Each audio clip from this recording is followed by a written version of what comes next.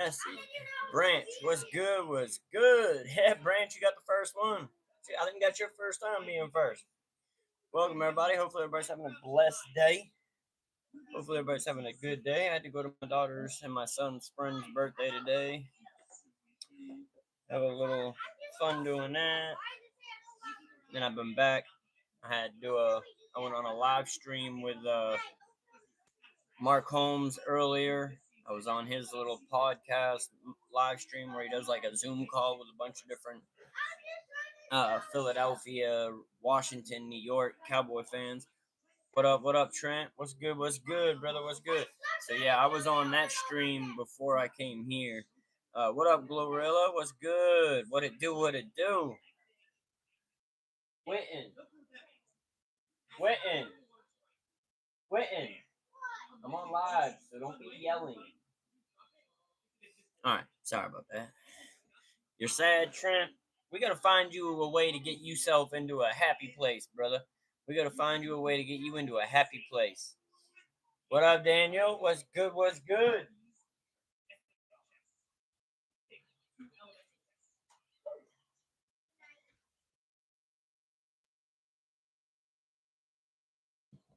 Yeah, we gotta find you a way to get into a happy. Damn, well, thoughts and prayers go out to them, Trent. Definitely. Sorry about that, brother. Hopefully everything turns out okay for him or her.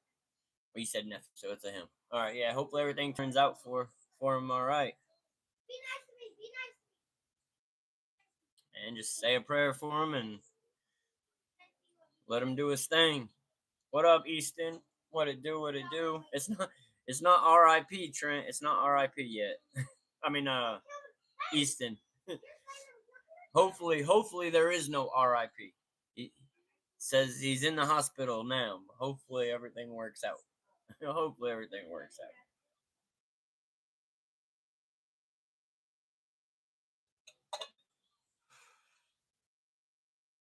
What's good? What's good? I feel that, Trent. I feel that. But at the same time, man, you man, it's never a good time for something like that to happen. That's for sure. I mean, a story similar to that lit the world on fire with the Casey Anthony situation. Um, man, not getting into any of that, but so that a very similar story lit the entire United States on fire a few years back. His dad saved him. Well, that's good. I'm glad that somebody was able to get out there and make sure that somebody was trying to. Yeah, for sure, Houston. Yeah, so today we're gonna go through. I think there's about four more Dallas Cowboy coaching press conferences, and then we got the list of uh what's it, top 50 NFL draft prospects by Daniel Jeremiah. So shout outs to him, NFL analyst. What up, Jaredin? Hopefully I didn't butcher your name. What up? What up? You know Handsome? I do not. I don't know who Hanson is. What up, DD? What's good with you? Make sure everybody taps that like as we come through. We're gonna be getting into it soon. Just kind of letting people gather in here a little bit, and then we'll go ahead and get into these clips, these audio. I wish I could show the video of them too. I don't know. I mean, I give like the kudos to and the credits to the Cowboys in my description. So, and I link all their social media so people can go over there. I claim that it ain't my content, so I don't see why I wouldn't be able to critique and react to it with showing it. But I don't know. I just don't want to get my channel struck. I've been doing the audio, and so far that's been good. What up, Landon? What's good? What's good? Yeah, I don't know who Hanson is, Jaredin. I have no idea what you're talking about, brother. Do you think that T. Higgins will stay on the Bengals? I think the Bengals would be smart to keep him. I think they'd be smart to keep him. Hold on one second. Bro, you're gonna have to get off the game. We're gonna have to take it upstairs. I already told you at 8 o'clock. This was supposed to come down. You're supposed to take your fork down at 8 o'clock. All right. Sorry. My son's playing a video game over there behind me. Keeps yelling every time he dies or something bad happens on his video game. No, you good, Landon? You good, brother? I want a Captain America movie. Oh, you went to it? Damn. I hear you, brother. I hear you. Like I said, hopefully things make a turn for you in the morning, Trent, and you get some good news with that situation. But yeah, I'm gonna start getting into the video here a little bit. All right, so we've got Daren Thompson is one I haven't reacted to. That's really a very short video. We got Aaron White Cotton. I haven't done the Andre Curtis. I thought we did, or the Lunda Wells, but they have a red line about a quarter of the way up. There's a few here that we didn't do. Hold on, I'm gonna reverse the camera. We can see the ones that we didn't do. So we didn't do. Hold on, let's go back to the beginning. We didn't do Daren Thompson, and I could have swore we did this one. I don't know why, and Lunda Wells. But Aaron White Cotton, and then we got these two. Derek Foster. Like I said, I thought I did Derek Foster too. And over here we got Steve Shimko. So we've got a couple of these interviews here.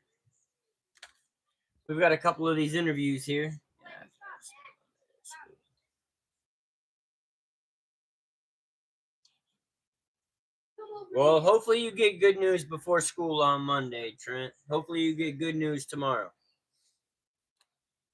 Yeah, pray for good news.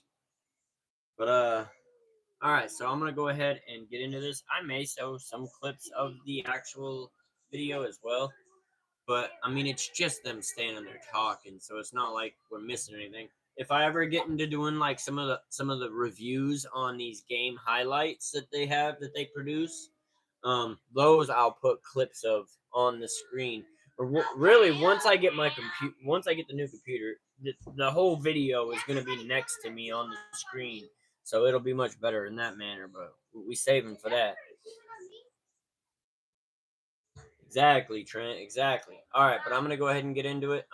We're gonna jump into the first video here. If I can get back to it. This is part of why I need to get a new computer, because this is slow. I can't edit no video. Hell to the no. And I tried to do a live stream from my computer one day, a couple months back. Like I literally tried to do it from the app that I'm gonna be using it from on the new computer. Man, and that thing was lagging so bad. It was just lagging so bad, and then my audio was going in and out. It wasn't. This computer's just old and not up to date enough to be able to do what I need it to do, to be able to stream adequately and be able to give you guys the best content that I can while streaming. So that's why we definitely are doing an upgrade on our computer. And then my goal is to get a computer that's decent, and then but it is also upgradable as well. Dude, I told you at 8 o'clock it needed to come down, and I just told you that again 3 minutes ago when I was doing it. Just like you're not supposed to be yelling on your video game. You got to do the things that I tell you to do too, Bubba. You've had your Ford up there for a while. You got the whole living room floor covered in your Ford. How many times do you have to watch streams to get a wrench? It's not necessarily about watching streams. It's my favorite phrase really is the moderators pick the moderators, because what I mean by that is that when I see someone going above and beyond in the chat and being positive and doing the things that would be leads to having responsibilities and wanting to carry responsibilities, like trying to lead the chat to liking the videos, leading the chat to positive things, answering questions that I may not get back to quick enough, that so it's getting that's kind of what it entails. Timing out people that are being bad, complimenting people that are being good. It's kind of in that manner. What up, Walt? What it do, brother?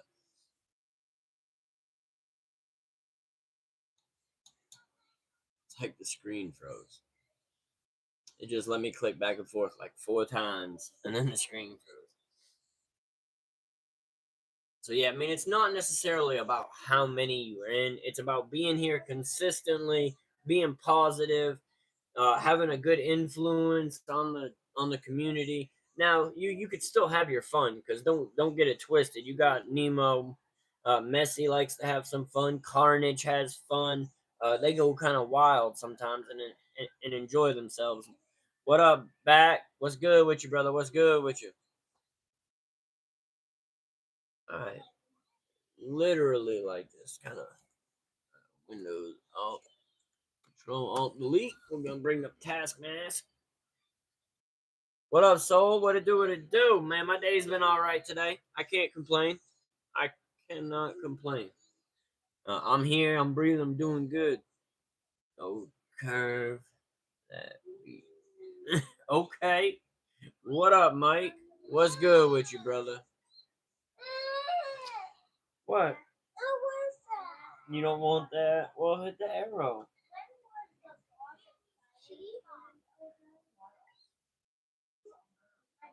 Here you go. There. Now you get to pick what you want. Sorry about that. Appreciate that back. Appreciate that. 5 more weeks. That's what I told you. I hear you, Didi. I hear you. To any new viewers, don't be mean. Double tap that screen. That's right. What? Well, you picked it. Hit the back arrow, Bobby. You know how to do it.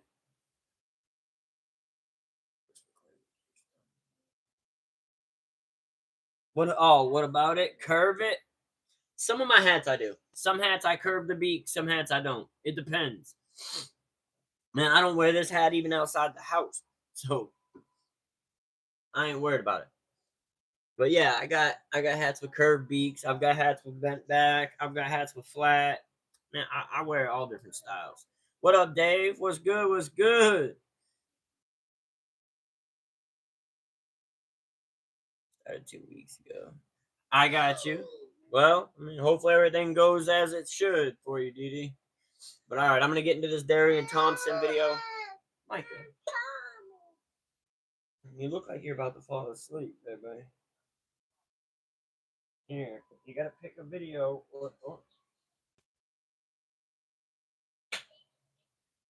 What up, Jeff Lee? What up, Sarah? Good seeing you again, Jeff. What up, the GOAT? What's good? What's good? All right, I'm clicking into this Daren Thompson video right about now. Right about now. Hopefully this ain't too loud. Not to control the audio once it comes on. All my hats are curved and covered in sweat. Some of them, I've got hats that I wear to work. I've got hats that I only wear for game time. Like this one's curved. This one's a curved hat. It's just the style of the hat fits it better. Man, this hat would not look as good curved. So it just depends. It just depends.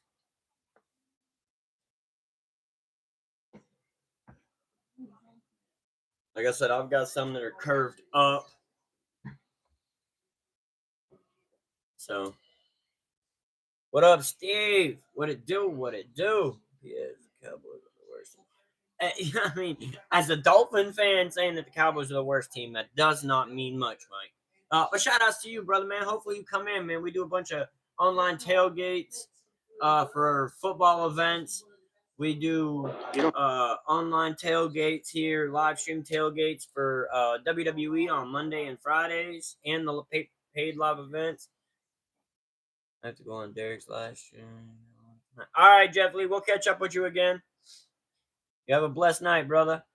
But man, yeah. So we do a bunch of different things like that. Mostly it's a tailgate type of stream where we also come in and have these other little shows like my Tuesday, my Saturday. What this is, the Real Raw Sports Talk.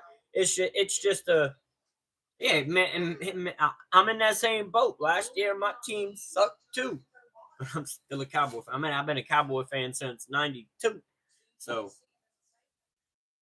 oh, I got hiccups. I hit that. Hell yeah, Jeff Lee. Man, it was good seeing you over there at Mark's too. I see you over there a bunch. Sometimes I'm on his channel and I'm just not commenting. But But yeah, I usually on his Saturday lives, I try to join in on the members chat, so I'm usually on the screen every now and then on those lives.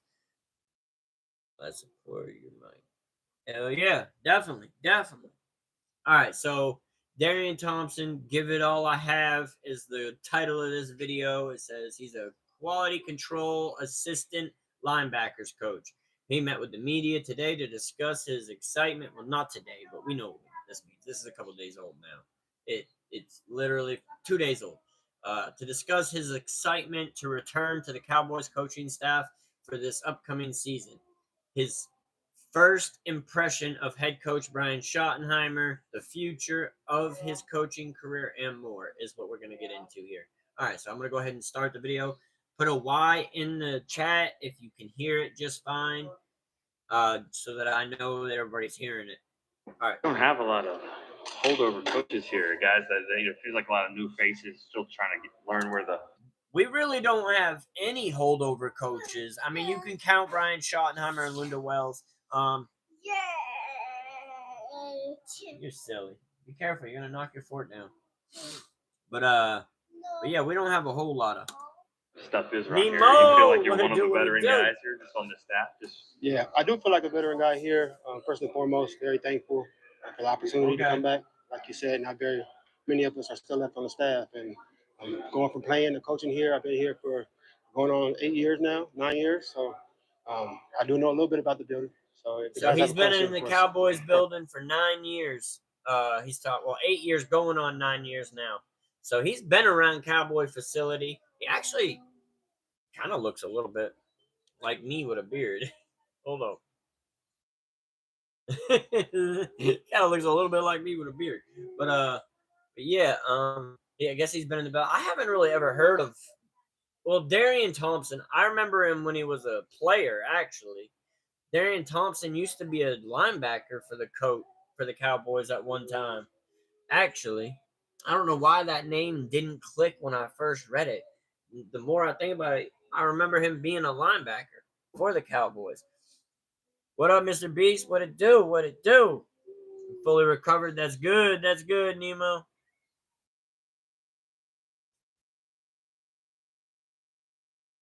What up, Dexter? What it do? What it do? This is the only pleasant Cowboy fan I've met in my life. Hey, I appreciate you, Dexter. I appreciate you, brother, man. Much love. Shout outs to you. I'm going to go ahead and get back into this video. Of course, I'll show him around. What do you like so far about Brian Schottenheimer and just what you've seen from him in the meetings and just kind of, how I know you've known him, but in this role, what do you like about him? I think he's done an amazing job. He's embracing the role. One thing he preaches is faith, family, and football, right? Family is extremely important. Faith, family, and football. That sounds like the Dak Prescott mantra, if you ask me. Ain't that what he... Faith and family. That's what Dak wears on his wrist, on his tape, every game day, if I'm not mistaken. But yeah. So, I mean, that's a mantra that we've heard before. That's not a whole lot of change. But we are hearing a lot of change. We're hearing culture. We're hearing aggressiveness. We're hearing vicious. We're hearing different terms. We'll have to see how it comes to fruition. What up, Raymond? What up, Cowboy for Life? What it do? And I think that with that approach, it's going to make us tighter, make us closer, and make us stronger. So, so far, so good. Great energy. Great guy. And I'm excited for the season. As your playing career developed, where was coaching in your mind? Did you always think it was something you would do, or did it kind of... Yeah, that's what I was saying. I was like, I thought he was kind of young for coaching, but I thought he'd still be playing football. I wouldn't have thought of Daren Thompson, the one that was our linebacker a few years back, as in he's now going to be a coach. I figured he'd still be playing football. Come up late. I guess he's in his 30s. I wasn't too sure if I was going to get into coaching, but towards the back end of my career, probably year 5 and year 6, I started to fall into that role already as a player. And I noticed how receptive the players were to me and my coaching as a player, as a teammate. So it was an easy choice when I got down. Do you feel like it's something you'd like to make a career of, or is it still too early to sort of see? So out of those 8 years, I would bet you that 5 of those were on the football field. What up, CD? What it do? What it do? Appreciate it. Appreciate the love, my brother. I'm in for the long haul. Yeah, right. Yes, sir. I'm in for the long haul. Something I'm very passionate about. So I'll be around. Nick already kind of touched on it, but He's got Not a new plans on face. sticking around as a coach. Kind of a new coach, but not a new face. Good night. Love you. Like I said earlier, extremely thankful that they view me in that type of position. So I feel like I only owe it to them to give it all I have. Try not to think too much about it. Just think one here today.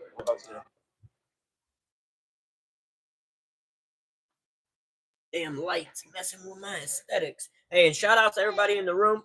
Make sure y'all tap that like button as you come through. Appreciate y'all. It helps us in that algorithm. Lets everybody else know that we're over here and that they can come join too if they want. All right, back into the video. This video is actually almost over, but we'll get back into it and then head into the next one in a second. Congrats. Thank you. Appreciate it. Thanks, guys. Appreciate it. All right. So yeah, that was the end of the Daren Thompson video. Yeah. Oh. Been downstairs. What up, JT Bad Bunny fan? Man, you changing your name every week, brother. You changing your name every week. But yeah, so man, that's different. I wasn't expecting to see Daren Thompson, the player, coming in as a coach. I guess he was around the last couple of years, but just kind of under the radar type thing. I remember when he was playing. I don't know why when I was saying his name, like Coach Daren Thompson, like I don't know why that wasn't ringing a bell. Like he was a linebacker. So that's cool. That's cool that we got someone in the building that's been on the field. See how it goes for him. Good luck for him, and hopefully he can have an impact on this team. Bro, calm down. Messy. You guys laughing about now, dude. Man, they always be going crazy, bro. They always be going crazy in the chat. All right. So scroll back down. We did the Daren Thompson. So we're going to go into Aaron Whitecotton. We'll read it. Click it up here, and then we'll read a little bit about it. Everybody can hear the audio that was playing, though, right? Everybody can hear that audio just fine? All right, so Aaron Whitecotton, defensive line coach, met with the media to share his goal for the defensive line, how his past NFL experiences have prepared him for this role, and more. So that's what he'll be talking about. Hopefully we need some help on that D line, especially in the interior for sure. So hopefully he can help shore that up. But whether we're gonna keep Odigizua, whether we're gonna bring somebody new in, draft, free agency, and all up in the air. All right, so I'm gonna go ahead and get into this video with Aaron Whitecotton. First couple of weeks been, and just in the interview process, That's the man. Made this job one that you wanted. Man, well, first things first, the first couple of weeks have been amazing. All the folks here, it's an incredible facility, an incredible staff, the Jones family, just everything has just been first class. I think that's the biggest thing is that is this place is first class, and just real thankful to be here. In terms of the interview, Yeah, you hear him. We first class in a last place class race. process and coming through that, like, I'm just there was so messing. many things. I can't put my finger on one thing that really just like, hey, this was the one reason that I decided I wanted to be with the Cowboys. It was Shoddy, the Jones family, the opportunities with a lot of the good players here. There's a countless list of things that really drew me to this place. So it's been a great experience. I'm grateful to be here, and just happy to be part of the Dallas Cowboys. Michael Parsons is obviously. I don't know if he's got any of you blocked or you blocked him. I got you, Landon. I was gonna say I don't know. We first class. Made a huge impact We over high the class. Yeah. You blocked him. I got I mean, you. Mike is one of the best pass rushers in the NFL, premier player, and my vision for him is to sack the quarterback. That's my vision for him. So that's one thing that we're hearing very consistently on these defensive coaches. Matt Eberflus, who's the coordinator of our defense, he said some very similar things. Mike Parsons, let's effing goat it. So he likes it. He says he's a premier pass rusher. He needs to be hitting the quarterback. That's going to be what we envision him doing, sacking the quarterback. So they might move him around a little bit, but their goal is to put him on the line and have him attack.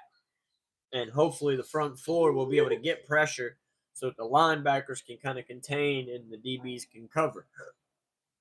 So that will We'll have be to our see. focus and our goal for him to do what it takes to help the team win, and at the same time pressure the quarterback on a consistent basis. And he's really done that since he's been here and in the NFL at a very high level. And I expect to see the same. Yes, sir. Yes, sir. And honestly, Micah Parsons really last year he wasn't doing as great at the beginning of the season. Then he got hurt, but when he came back with his hair on fire. If you ask me, all the way up until that last game after we were already eliminated, I feel like he still was playing. But man, that boy just plays. He's got a high motor for sure. Thing. Hey, They say law from the Dallas Cowboys Radio Network was a stipulation you can take the job that you only play Mike at the end since you're taking the D line. There was no stipulations or anything like that from anybody. We expect him to be a pass rusher. That's what we expect. Yes, sir. Pass rusher. Free agency, obviously, happens every year, but I think these are big names. What's going to happen? Who's going to get more money? So how do you approach that in terms of who you're going to have and what your thought process is, and what you look like? We always have all these conversations about what the team looks like with this guy, with that guy. I trust in the Jones family and Mr. McClay to do that and get the right people on the boat. The biggest thing that we go through right now is we give them a vision for what we're looking for. Give them, here are the traits that we love, here are the things that are important to us, and then we count on them to do a great job. And they have drafting and free agency here of getting those type of, and just having that open communication. So we're all on the same page about what we're looking for and what we want. That's the biggest thing. And it's been awesome. What are the top things you're looking for in terms of edge rusher, defensive tackle? We need explosive athletes. What up, brother? We need guys that are change the line of scrimmage, and they're great versus the run, and they also affect the passer. So those are the biggest things that we look for in these explosive athletes that play on the other side of the line of scrimmage. Patrick Walker, DallasCowboys.com. You come from. Yes, like I said, they're trying to build pressure. They're trying to do what Philly did in the Super Bowl. We're trying to develop a defensive line that can get home with a forefront, so that we can then cover. Because if you blitz all the time, you then expose it for the quarterback to be able to escape and run, or you become big play susceptibility. So to be able to cover for that, you need to be able to get home with your front floor D linemen. Those four players need to be able to get pressure, get sacks, hurry up the quarterback so that the linebackers can kind of contain the big play that's about to happen behind the D-line, and that the DBs can cover. So, man, they seem to be putting an emphasis on that. No, I have no idea where Aaron Rodgers is going. We don't even know if he's not retiring. What up, Nazir? What it do? What it do, brother? Welcome. From a Jets outfit Back that in they had the Dennis struggles on offense, but not necessarily on defense. You're gonna tear it down. And a unit that you learned under Robert Saleh. Just what did you learn from Saleh defensively that you can help install here in Dallas? Oh, God. And there were so many people at the Jets, including Saleh, that helped form and give me opportunities to do things. It's just the style of defense is. I feel like they tried to bring Robert Saleh in as a defensive coordinator when they interviewed him, but he was looking for more. I think he was looking for a head coaching job. Now, granted, we know he didn't take a head coaching job. He went back to San Francisco to be the highest paid D coordinator. But I think he was looking for a head coaching job, and I think he turned down the defensive coordinator. And then we went with Matt Eberflus, and we're bringing in other people that have also worked under Robert Saleh that kind of got a little bit of the mentality. So I think they like what that's going with, and then it matches up with Matt Eberflus. All right, we can get back into it. I don't know what y'all talking about. Y'all be crazy. Should really tell me what we're trying to do. Hey. It's the most important thing. Attacking, great fundamentals. We do all the little things at a high level, very detailed. We may not do a million different defenses, but we do them at a high level. We do them detailed. I think that's the biggest thing. Is that we ain't gonna put a whole bunch of defensive schemes out there. We're gonna go put out there what we're good at and make it so that we're great at it. Just keep doing it. High production plays is our style of play, our violence, our effort, our passion, how fun we have. And again, there's that word, violence, that every one of the coaches, damn near except for maybe Daren Thompson, are preaching about violence. They're talking violence. So they're trying to turn this culture of the Cowboys into an aggressive culture, one that's ready to be dirty, gritty, and fight. Kind of like what Detroit did, kind of like the Eagles. I wouldn't say that they necessarily did that. They kind of a mixture of finesse and grit. But yeah, well, we trying to get gritty. We trying to get gritty. Playing football and then just being detailed in everything that we're doing, that's critical. And it doesn't matter what team you're with or what your scheme is. That if you don't get those base things done, Carnage! shoot, you ain't got a chance. Yes, sir. If you don't got the fundamentals down and you're not doing them good and consistently, no, then you're not trying. You're not going to be winning. That's what he says. Why does Cowboys need to change the... Man, that's just a comment that Dak Prescott made. That's Dak. You also got to remember, Dak Prescott's a company man. He's always going to say the right things. What do you want Dak to say? You want him to say, no, we're no good. We're trash. We ain't got nothing. We ain't doing nothing. Every time Dak Prescott has played the Eagles, Dak Prescott's 9-2 against the Eagles. So to him, it's not far. It's close. It's about perspective, Timothy. It's about perspective. That is what you observed from Shoddy during this time compared to. I got some glaze for you, Nemo. It's Right unfair here probably inside to this bag. compare head I got coaches some because like glaze all of for us, like you report differently, and then some of your reports and all kind of stuff. What I would say about Shoddy that's been really cool for me is there's a very clear vision. He knows exactly what he wants. What up, Fabian? He What it is do? vocal I'm about not what a he Dak wants. fan. And I the other part support that I the think has been people on really my cool team, that though. sometimes get off to the wayside I'm a not little a bit, Dak falls fan. off to the wayside, I should say, is it's a relationship business. But he's And who he's we big have. about the relationship between. All right, so yeah, I'm not a Dak fan. As much as Nemo may try to push it, I support him because he's on my team. Because I don't root against the players that are on my team. Can I hope for better? Yeah, I wish we get better. But the reality is that Dak's here for another 3 seasons. So for me to root against him is like for me to root against my own team. And I'm not going to root against my own team. I'm going to support what they do, whether I like it or not. Because I don't always agree with what they do. The Jones have been completely bonkers the last few years with their way they've been running this team.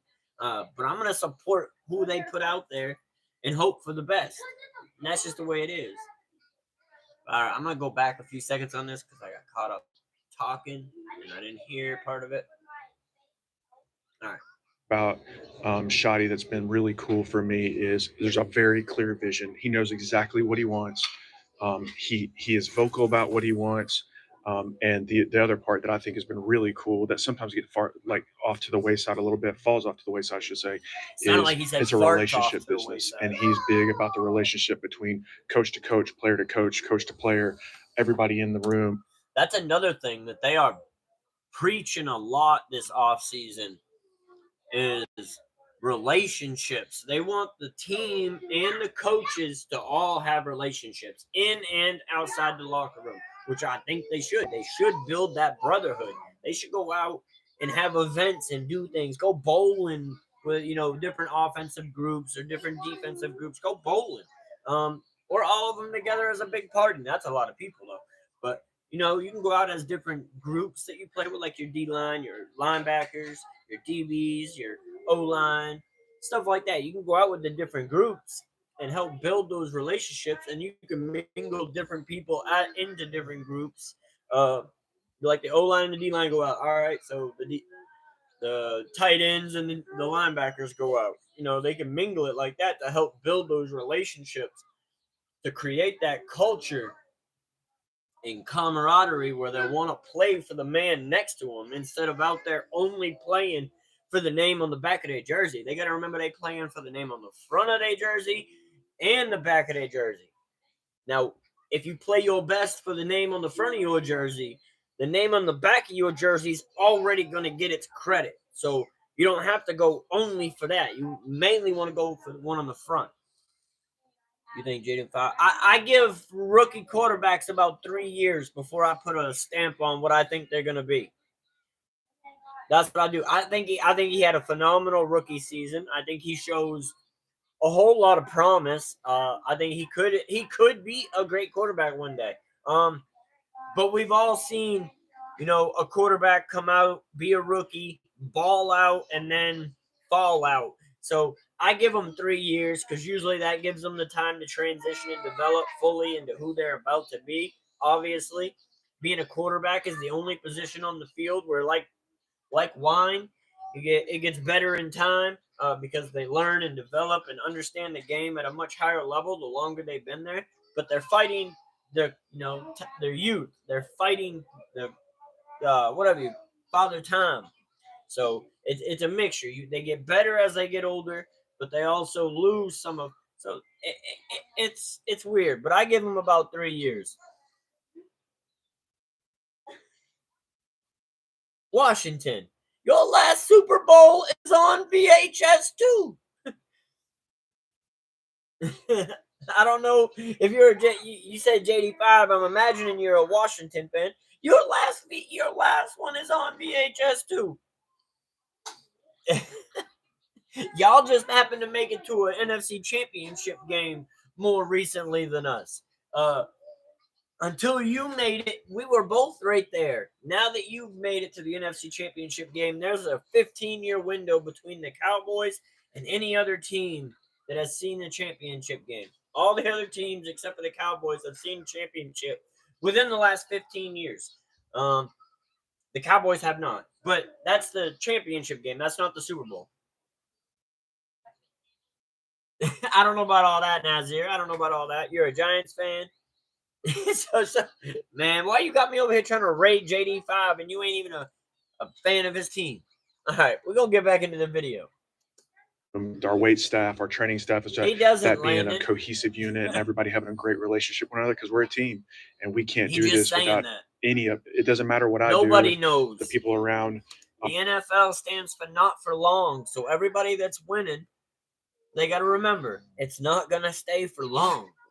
That's the NFL's whole thing. Are not all on the same page and vice versa, and I got to be on the same page with them. I think that's the biggest thing is a family and a relationship. Yes, and sir. It's been really Build cool that camaraderie. I mentioned Clarence Hill. I'll sit down. Yes, sir. That won't be what are you long. asking those He's guys? 83. Do they redirect? Do you attack? I mean, We're attack front. Attack.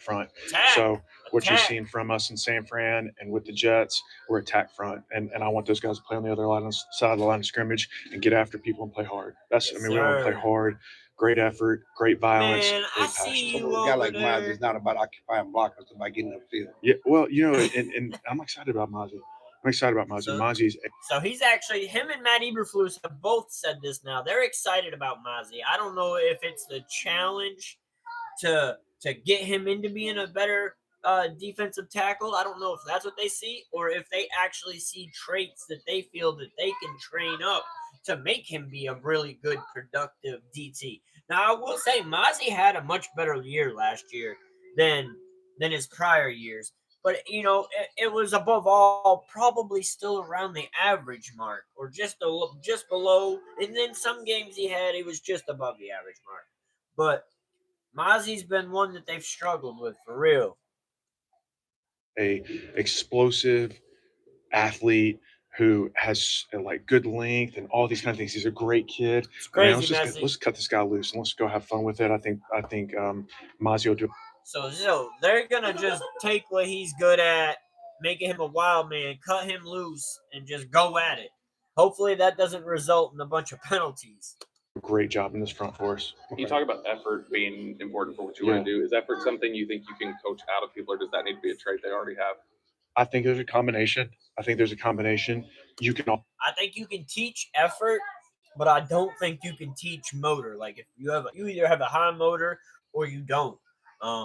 So you can be better with your effort, but usually people that were slacking on their effort and they get coached up better, they still find ways to get kind of lazy. Man, I can't say the word. A little bit lazy as the season progresses. Always improve. You can always improve, but we can't bend on playing hard. And it's a consistent conversation from the. All right, so I'm gonna note it. If you talk shit about your team in the Cowboy game, you gotta make sure your ass is gonna be here on that game. You gotta be here. Watch the game with us, good, bad, and different. And if you win, you get your handshake. If you lose, you gotta give your handshake. we may end up eventually having a proverbial whatever, something that we could ship back and forth. So who's the champion of the thing? That's, as far as like the NFC East goes, anyways. Because if you do it with the whole league, it gets a little bit wild. But as far as like the Giants fans, the Redskin fans, the Eagle fans, the Cowboy fans, whoever wins the division each year, they get to hold like the belt or something, and it gets shipped to the new champion every year. I think that'd be something dope. I have seen other channels do that, so I'm kind of copying a little bit on that side, but I think it'd be fun to get into something like that.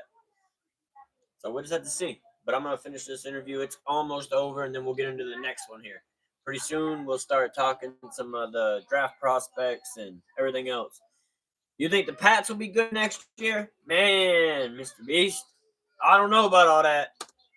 First week in training camp until the week of the Super Bowl, run to the ball, run to the ball, run to the ball. And I'm not talking about just like, pretend like you're running to the ball, like sprint to the ball every time till your lungs are on fire, go back and do it again. And so I think like there's a little bit. Clarence Hill in the background soaking up the camera time. Hey, Clarence Hill, we see you as one of the top.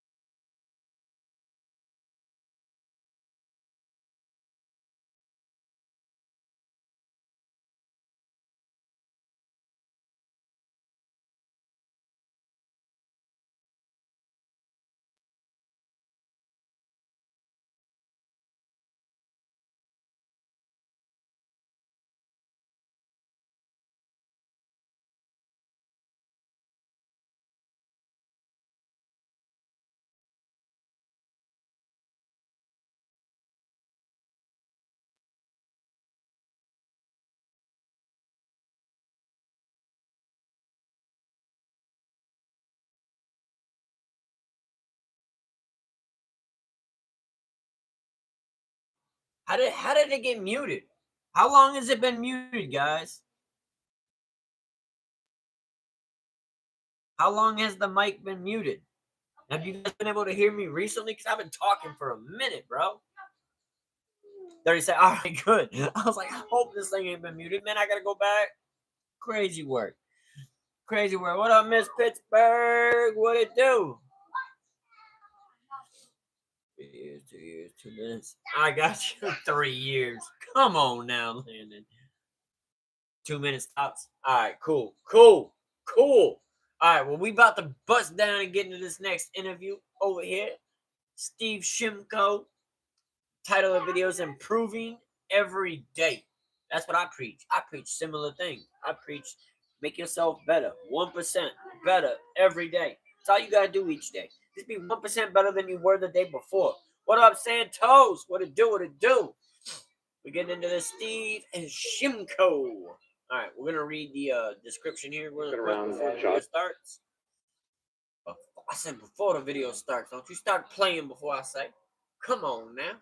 All right, so quarterbacks coach Steve Shimko met with the media to share his thoughts on Brian Schottenheimer becoming the head coach, being able to work directly with Dak Prescott, and obviously more. All right, so this is a 6-minute video, so it's not as long either. We're going to hop into it. For a long time, Georgia, obviously in Seattle. What makes him ready for this moment? Just he's so detailed, got a clear vision. Been around it his whole life, and he's been around some really great ones up, the last. Three-peat? We ain't talking three-peat. There ain't never gonna be no three-peat in the NFL. That's a superstition. Decade or so. I think he understands what it takes. He understands the different pulls it has on him, his family, where he needs to give his most, and just having a clear vision and being a clear communicator with the staff and the players is crucial for him, and he's done a great job all his career doing that. How does he connect with people? Wow, because he's genuine. He's genuine. He truly cares about other people. And so that's another thing. We hear all these coaches coming in talking about that Brian Schottenheimer's a genuine person, that he's the opposite of what Mike McCarthy was in the building. Mike McCarthy was closed off, didn't really listen to opinions from the other coaches, kind of wanted to do things one way or no way, and he got his way for the most part here, and it worked somewhat. But there was things that he just couldn't do, like run the ball or stop the run, that hindered this team, and he really wasn't trying to make us better in that area at all. Now this year we're hearing very different things. We're hearing that they're going to be focusing on running the ball. That a lot. We hear that a lot so far, and I like it. That we're going to be a run-first team. Like, I don't want to see Dak Prescott really throw the ball more than 25 times a game, honestly. If I don't see improvement for a running game, then I'm going to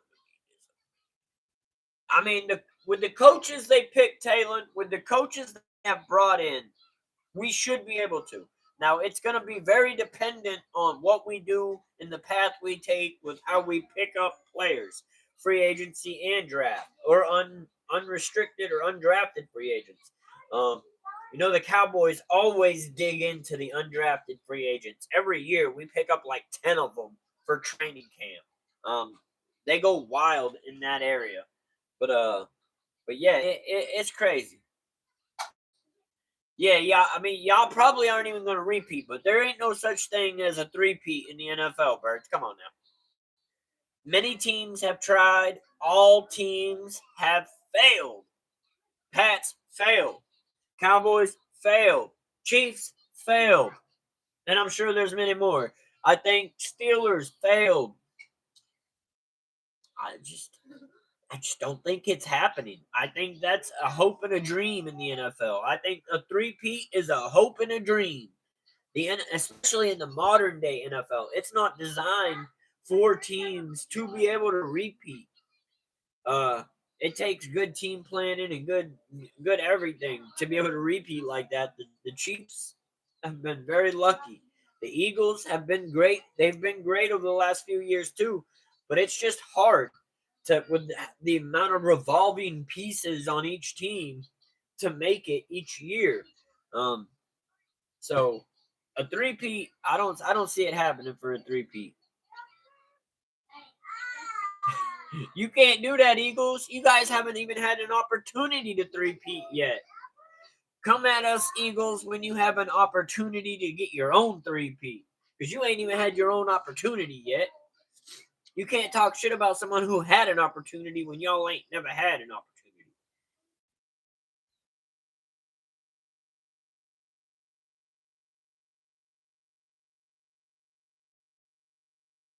Imagine not beating two of the greatest QBs. What are you talking about? You on a weird rant. We're getting back into the video. Getting off subject. Outside football, you can see it. You can tell. The first thing he's going to ask you, he's going to talk about your family or talk about what you did the weekend, not about, hey, what'd you see on this play?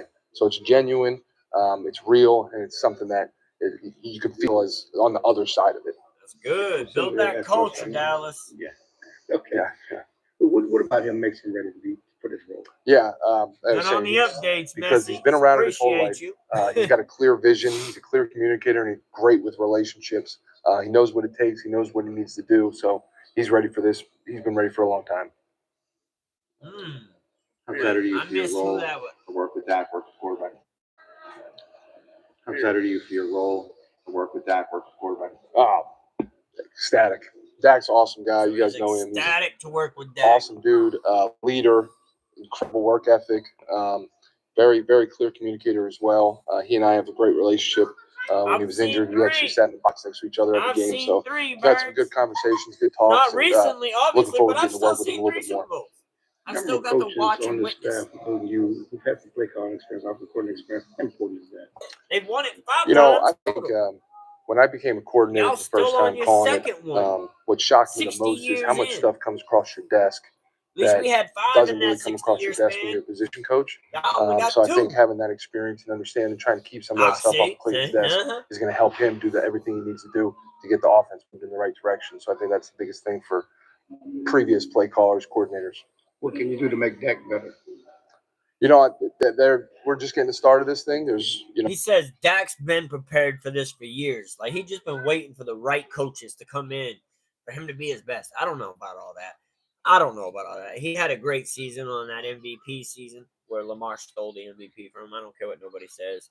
Sorry, Nemo. Lamar stole that MVP from him. That was Dak's MVP. But besides that, he had a great season then. He had a great season his rookie year. He's had a couple other great seasons mixed with like 2 bad seasons. And he's talking like Dak's just been ready for some change to happen in this organization, and it's finally happening. That's what I like, is that we are actually seeing and hearing change. That's exciting as a Cowboy fan. What that change is going to look like is what still scares me as a Cowboy fan. I am excited that we got change. I just don't know how much change and what it's going to look like. If it still looks like Jerry Jones is on the sidelines doing the coaching, then it ain't going to be good. It ain't going to be good. If it looks like Jerry Jones is kind of releasing some of the reins a little bit, allowing people, delegating the job more than overseeing it, then hopefully we can actually do something good here. We're improving every day. We're improving every day as coaches and players. There's plenty of things we're going to do a little differently to emphasize his strengths. But he's a pretty good player. Only 2 years ago he was right in there for that MVP race. Yes, sir. Right in there. McCarthy talking about Merritt, the steps with the passing game. Is that still part of this offense? Of course. Yep. Yeah. Everything will start. Your eyes lead your feet better be your hands, your target. So it'll all be very, very similar for him, with a little bit of differences here and there, but very, very similar for Dak. What would you say his biggest strengths are? You say his strengths. What would you, from your opinion, what would they be? Well, take 2 things: intangibles, the leader, the communicator, and the guy in the huddle. When he steps in that huddle, they know that they got a chance with every play. And then as far as physically being able to see the field, accuracy, anticipation, he is dynamic with it. And then obviously the extension of the play, because of how good of an athlete he is. Those are the things that obviously pop right off. That last part, I'm going to put a little cap on it, because I don't think Dak's going to be much of an athlete as far as running with the ball much anymore. We were very scarce on that for the last 2 years. And then last year, when he did try it, he ended up getting hurt. So I don't know how much running the ball we're going to see. Or maybe getting hurt is going to put him into an emphasis that maybe it makes him want to push it and see. Is this something that's going to happen every time I try this? Am I going to get hurt again? Let's go.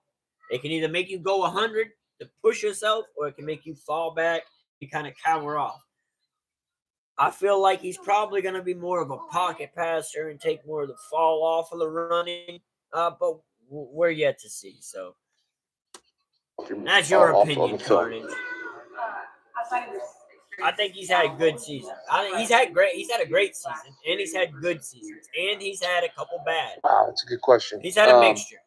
Obviously, the atmosphere of the game day, home games, that was awesome. But that's also why I don't call him a great quarterback. That's why I don't call him a great quarterback. I call him an above average. He's above average. He's like somewhere between the 12th and 15th. Maybe some people put him up as high as 10, but probably between 12 and 15 is where he falls as far as a quarterback rating, in my opinion.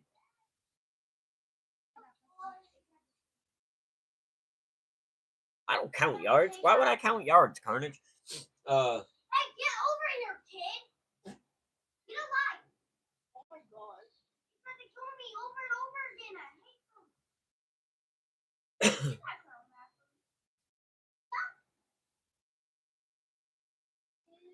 I think a lot of that was coaching. And we had no run game or no defensive run game. What up, Jordan? Landon, we couldn't stop the run or run the ball. 2 fundamentals that you need to be successful in the playoffs. You need to have a defense that can stop the run, and you need to be able to run the ball on offense. And then the fact that we didn't have a coach that knew how to play call for crap. Mike McCarthy was one of the worst play callers I think I've seen in recent Cowboys history. That was garbage. He does not stack plays in a manner that he builds one play off the next. A good coach is going to disguise his plays to almost all look the same. In a couple of different packages. That they can build multiple play forms off of that. That's how you keep the defense guessing. Our offense has been so predictable. Me from my couch calling out plays during the game is not what should be happening. I should be like, damn, I didn't see that coming. No, I look at the game and I'm like, oh, they're about to sweep right and toss, man. And it's lame. Like, and other teams' defenses have dictated that our offenses have been predictable. Dak does get blamed. He just doesn't get all the blame, Nemo. Dak gets blamed. I blame Dak, and I critique him during the games. When he's doing bad, I'm gonna critique his ass.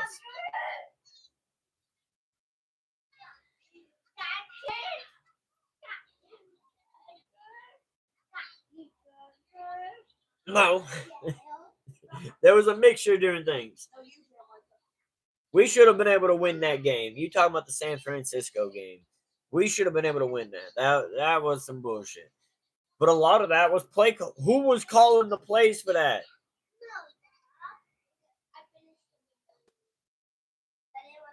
I mean, and even if we get the ball, we get to keep the ball with 3-4 seconds on the clock. There's no guarantee that the pass to the end zone wins us the game.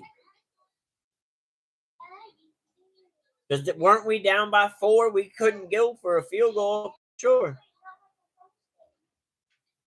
I think Dak will have a better season this year. I'm not, like I said, Dak gets blamed.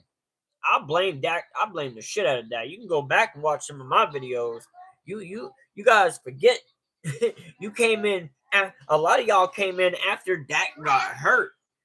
A lot of y'all came in the channel after Dak got hurt. Y'all want to go see how I talk about Dak during the games?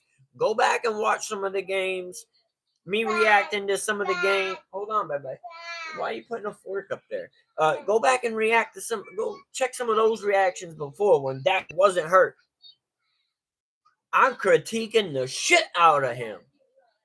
I critique the shit out. When I see a bad thing happen, I'm gonna call the motherfucker out who made the bad play happen. Whether it's him, whether it's the O-line, whether it's someone blowing a play, I'm gonna call it out. Exactly.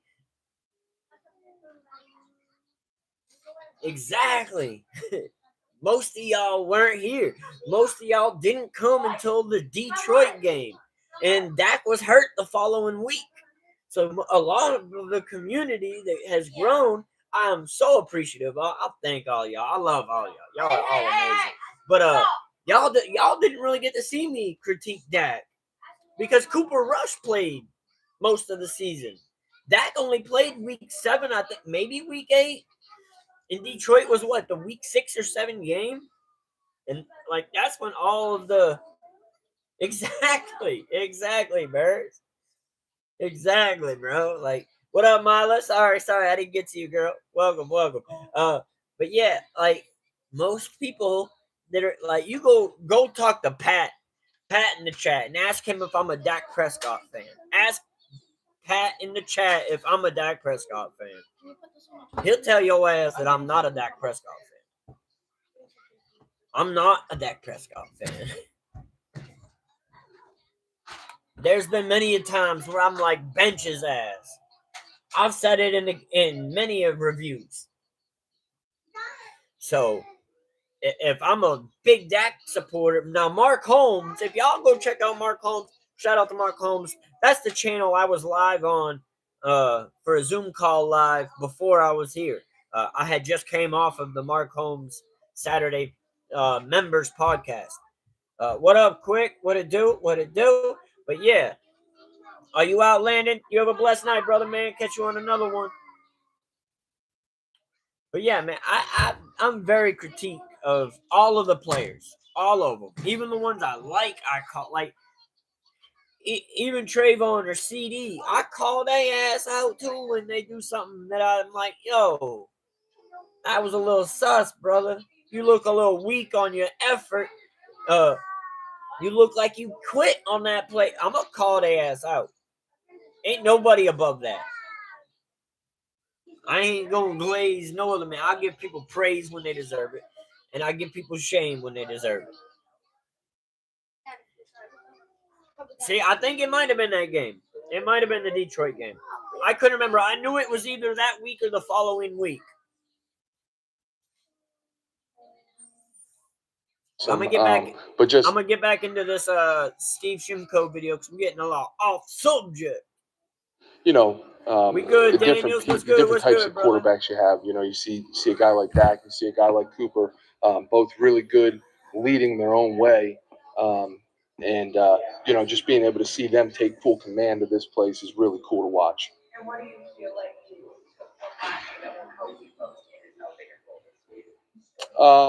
Probably just the different things that we did to help the quarterback out, and the different things to put the pieces around him to help him be most successful.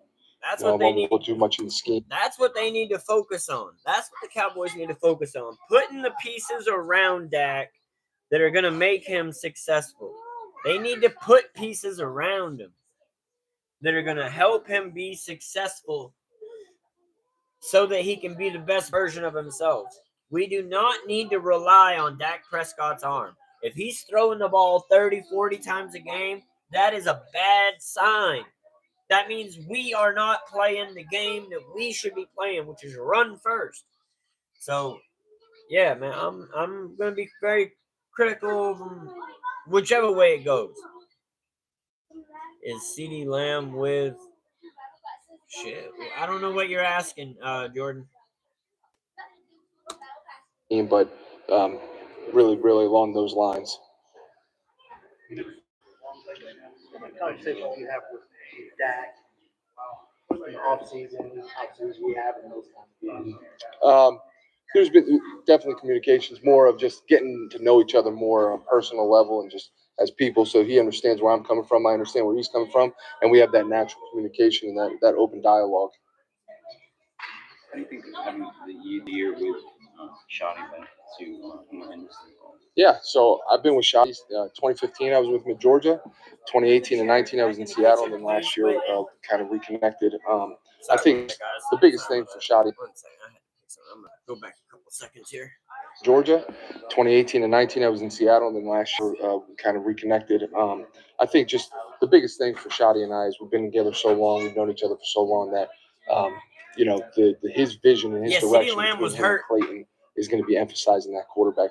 CeeDee Lamb was hurt most of the season. CeeDee Lamb was playing with like a torn labrum in his shoulder. I'm pretty sure something like that. Or a torn PCL. I can't remember what it was. It was not PCL. PCL's in your leg. But yeah, he was playing with an injury all season.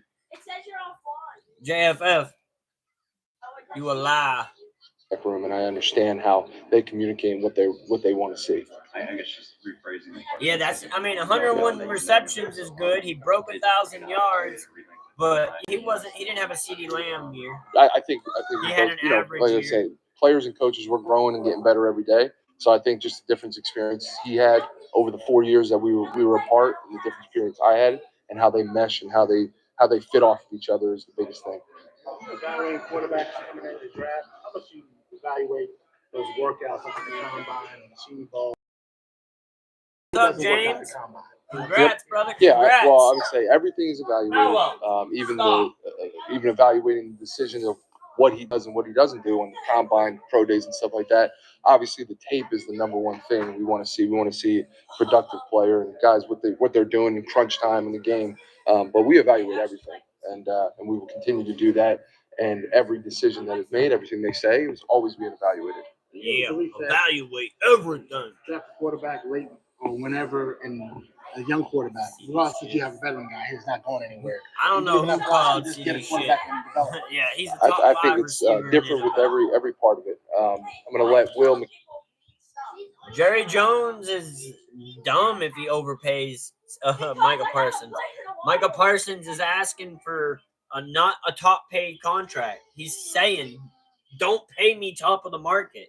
He is saying, pay me now, but don't pay me top of the market. Go pick up other pieces. So I don't think they're going to overpay him. What up, Captain Murph? What it do? unless they wait like they always do and wait till last minute, I don't think they're gonna overpay him.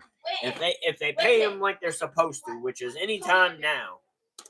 The play and Appreciate the, you, and the Easton. Joneses and the people Yes, that sir. handle Make sure that y'all like the answer stream. those questions a little bit more. My job is just to evaluate them and present what I believe the facts are about each player. Right. I know you know Shotty for a little while, but he said this is a dream come true for him. I know it's only been a matter of months, but how have you seen him, or I guess what's been your impression of him as a head coach at the first time? Biggest thing, and he said it from the moment this happened or it was about to happen. Don't ever let me change, and he has not changed one bit. That's the biggest thing. It's what I think the people that really know him are most proud about him. Grounded. He's not changing a bit. He is who he is, and he's gonna lead this team to great things.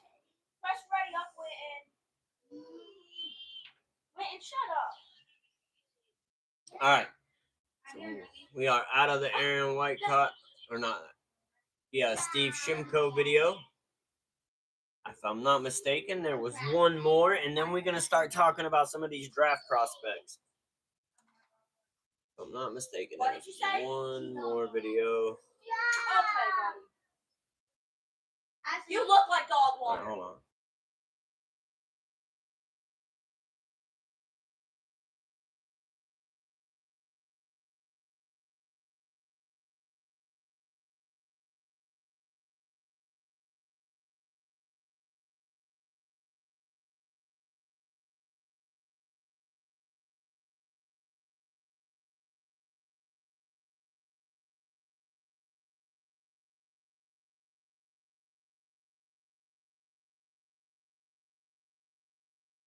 All right, sorry about that. All right, so let's get into this.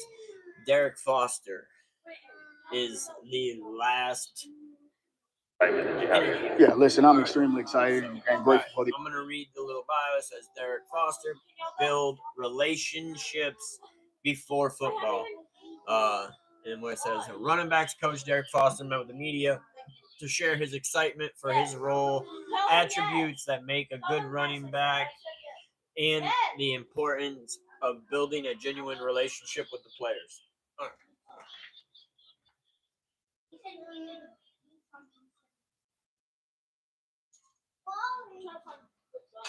Wait, you didn't eat your pizza? You watch out. I'm letting the dog out. Watch out so you don't get ran over, Micah. Hurry up. Dog kept crying. I had to let him go potty. All right, so I'll get back into this. The opportunity, man. I've been looking forward to it ever since I got offered the job. You know, when I came in and met with those guys, I had a really good feeling about it, and I saw, you know, Coach Shotty's vision and direction he wanted to take this team. So that got me really excited to get here. So I'm looking forward to, you know, moving forward from here. Is it kind of difficult to say how we move forward when you really don't know the running backs room just yet? Yeah, That's no, true. you We don't. don't know who the But I running think backs are going to the be. focus is right now is trying to connect with the guys that are in the building right now currently, and then just try to get together with the guys on the offensive side of the ball and just try to, you know, get the schematics and things and how we want to do things around here. And then try to, you know, mimic or, you know, Yeah, they need echo to figure Coach out what Shotty's, they want to message do for as a this team before they organization. pick who they get. Schottenheimer's talked a lot. So that they can pick the right person to fit the scheme that they're going to. Absolutely. Does that excite you when you hear that? Like, we want to be physical? Absolutely. Absolutely. I think it's. They all talking about the physicality, though. I don't even know how to. Should I? No, I wouldn't. Thank you. Ain't nobody want to hear nothing about no Jerry Jones. I didn't even. Yeah, and he killed me. Only thing I want to hear about from Jerry Jones, no offense, is when that time comes that the team isn't his no more. Whether that's in the obituaries or that's just in the regular NFL network. But all right, we're going to get back into it. It's a key part to running the football. I think you got to establish that at the line of scrimmage, and then I think everybody else has to follow that method. I think being a tough physical team and a smart football team, I think that's extremely important, especially when you're talking about running football. And how about as running back coach trying to marriage what you guys do in the running back room with the offensive line? Obviously, you got an OC who was an O-line coach, Con Riley coming in. How do you guys want to build that relationship now, while before the season even starts? Yeah, I think it's all about connecting. You know what I mean? I think it's the connecting piece and building a relationship with one another and getting an opportunity to really learn about each other and the way we think, the way. All right, 1 second, guys. Sorry. let the dog in.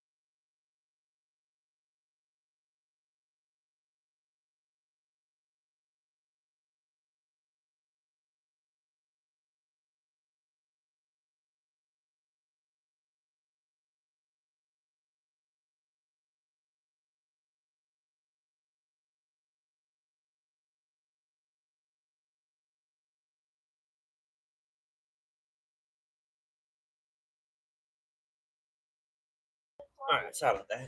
Dog's inside, and I had to pick up the food. We operate and really just building the relationships around that.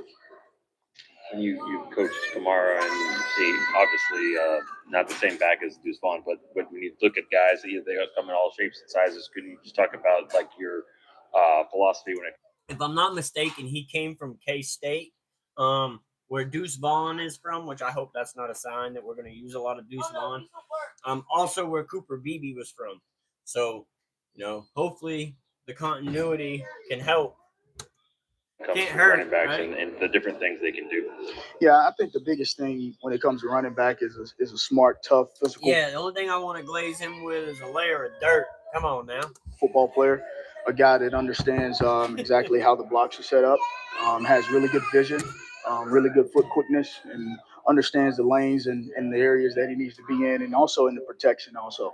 You bring up Alvin. I think that was one of the things about Alvin that made him unique is he was a very smart football player, and he's also a really tough football player and a guy that has a high work ethic about himself.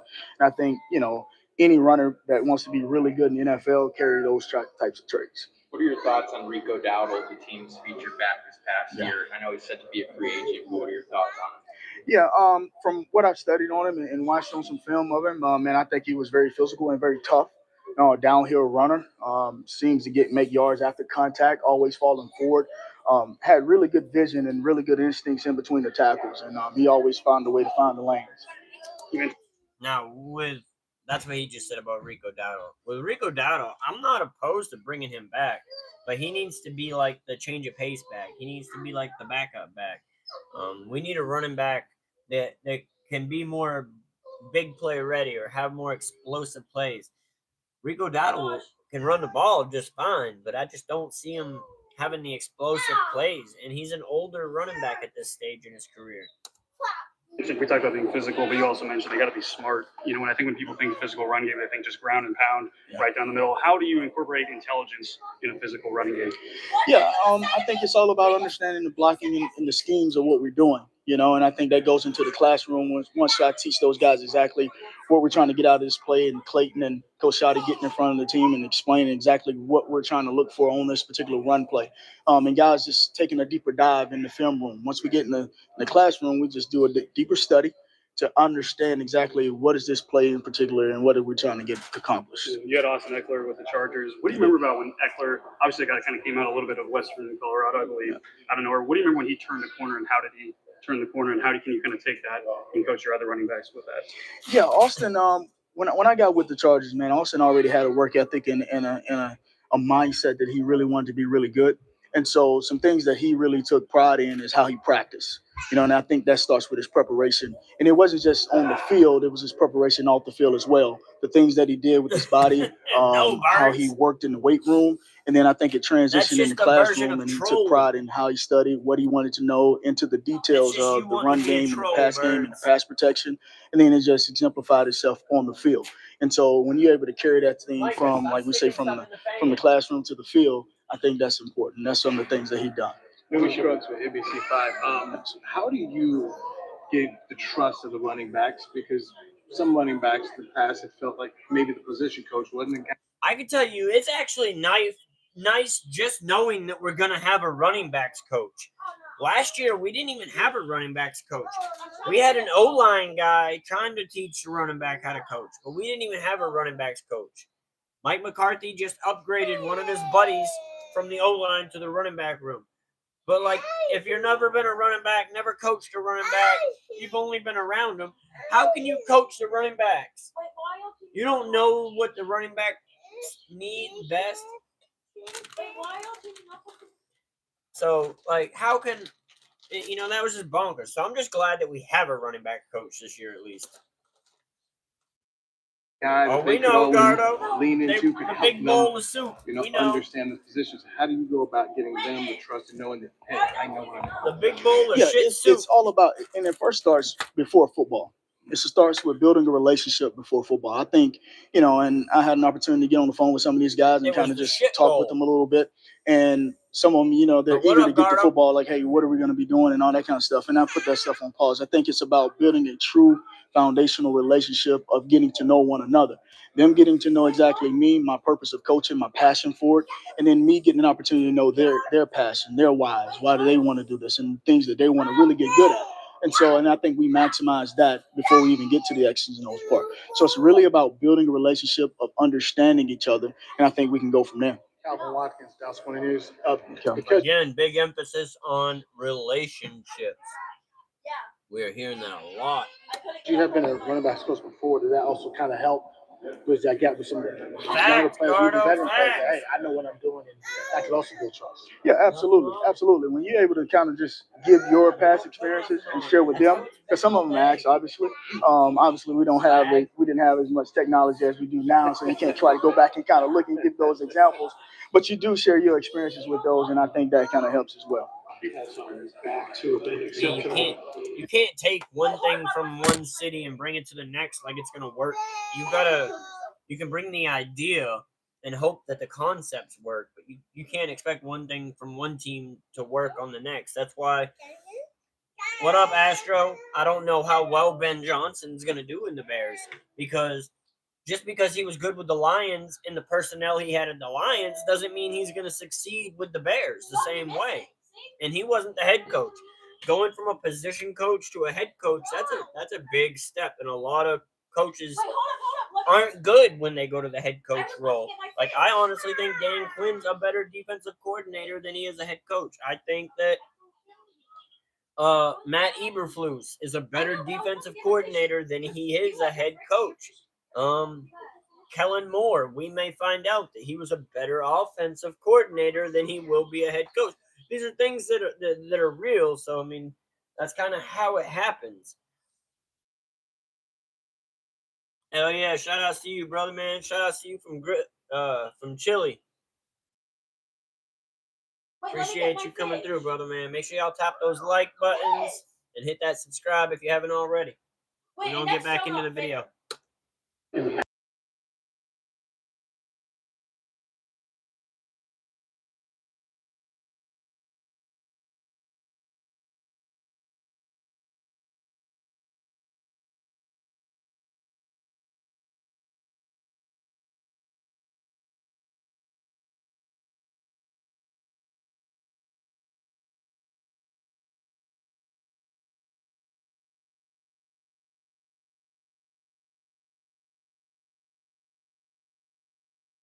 No, it's exciting to see. I think, I tell you, especially from a running back, I'm very passionate about the position, and I think they call upon to do a lot of different things, whether in the run game, in the pass game, and also blocking for the quarterback and pass protection.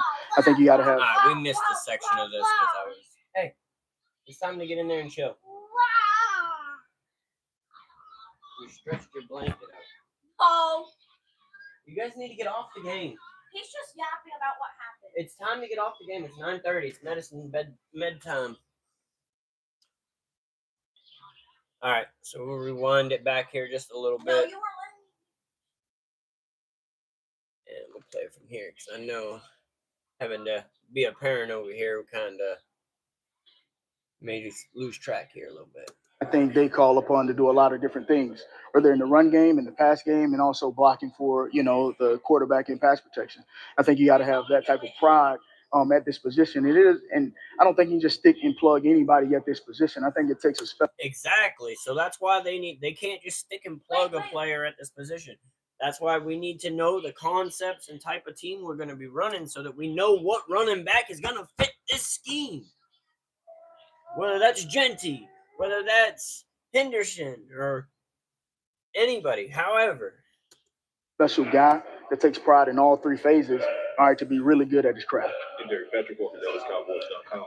To that question, how valuable is it to what you do to know when you hear Schottenheimer and, Clayton Adams and Connor Riley all emphasize the run game and the physicality they're going for? How valuable three-peat won't even happen. is it to what you do? Not the NFL. I think it's extremely valuable. I think it gives you an opportunity to go in the room and be really confident with the guys you have in the room, and it's not a hard sell at all because they know exactly what type of team we want to be. And in order to win in this league, I think you have to be able to run the football. And I think as long as they understand that philosophy, then we'll be okay. Do you have an opinion yet on what kind of depth there is among the running backs? I'm saying never. No, not never at all. Be. Not at all. There'll never be a three-peat. Not as long as I'm alive. After I die, it don't count. Didn't have a previous relationship. I think this profession is about relationships. And so because in my 190 years that I'm going to make it to, a three-peat will never happen. And it's a big business, but it's a small business as well. And I think we had mutual connections in between us that kind of connected the both of us. And so once he gave me the phone call and he, expressed exactly how he got my name and his level of interest in me, I think once I got here, we kind of connected and went from there. So what's been your impression of him as a head coach in these last few weeks? I've been extremely impressed. I can't express it enough because you can clearly see the vision and the direction that he wants to take this football team.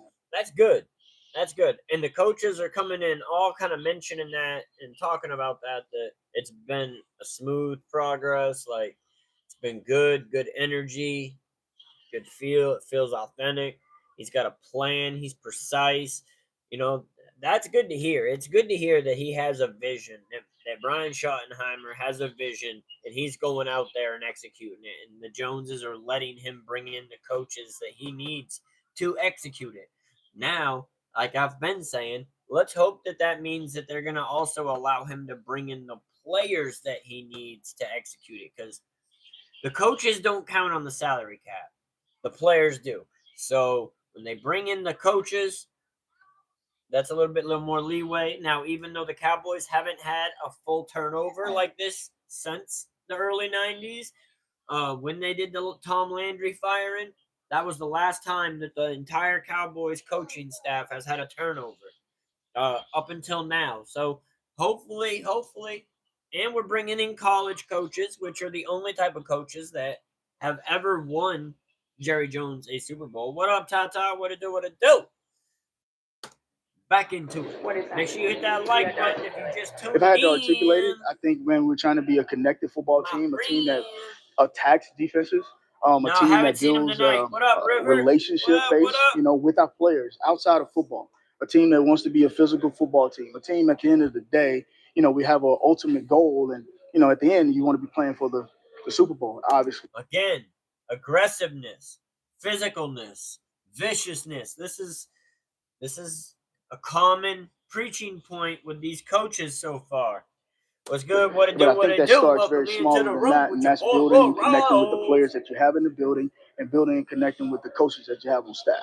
Yes, so you talked about you guys building relationships right now, and like it's you guys just hanging out together, being in hotels together. How unique is this period right now for a new coaching staff? It's unique because we all getting a chance to learn each other. You sit in the meeting room with each other and try to, bounce ideas because we all been to different places. More so me just learning exactly how Clayton sees it or how Coach Shoddy sees it. And then if there's a question about how have you guys done it in the past, I think we share that common knowledge a little bit there too. Over the past decade, the NFL had been viewed as, growing into a passing league. But do you think, like, the past couple of years specifically, the landscape's kind of changed from, like, the free agent signings last year and, the rookies coming up? Me personally, I think the landscape in the NFL has changed greatly. I think running backs are bringing back the value of the running backs. The last couple of years, it's been a pretty loud emphasis on the running game. And it shows that the running backs that have been previously disvalued are starting to be valued again. But the crazy part is Zeke Elliott he still holds the record for highest paid running back. That was what, 2020? 4 years later, not a running back has been paid. So you can tell they've been devalued. What up, Tyler? What it do? What it do? I don't know yet, Tyler. I'll make my season prediction at the end of the preseason. I don't make my predictions for the season. I think it's gonna be close though, Tyler. From what I'm feeling, I feel like it's gonna be close, whether we make the playoffs or not. I feel like this year is really gonna be a year that builds and develops a level of hope that we're gonna be even better the following season. So I feel like that. Now, I expect that the Cowboys are going to probably have about a 6-week window, 4 to 6 weeks, where the new coaching scheme and the new players are all trying to feel out this camaraderie and feel out how to work with each other and be able to play off each other in their best ways. I feel like we'll get to see that develop over the first 4 to 6 weeks. After that, I'm going to start expecting them to be at form by then, because really those kinks should be worked out in the preseason. Like, I feel like this preseason, if we let our starters play, I feel like that'll be a change that'll be really different for a lot of Cowboys, because every year we don't start our players in the preseason, and then week 1 comes around and it looks like they've never played football before and they got to get back in rhythm. So I feel like that the starters need to be in on some of those preseason games. Even if it's for a series or two, they need to be out there.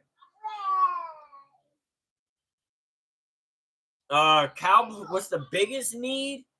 Man, that's hard with the Cowboys. Because they need so much right now.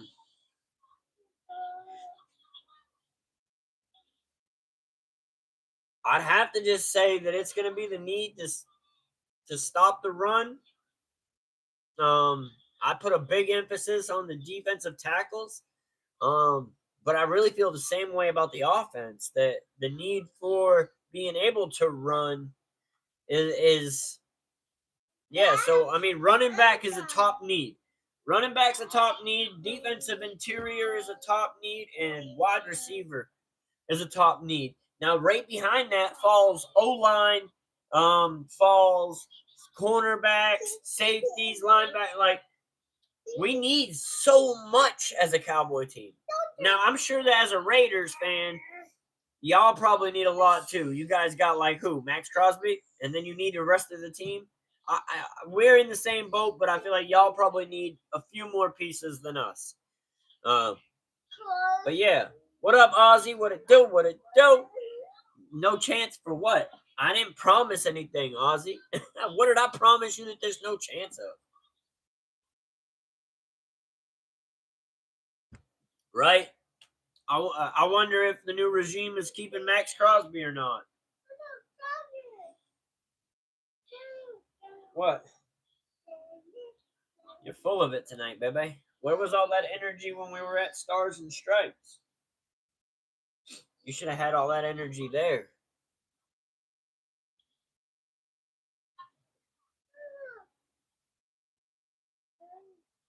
Yeah.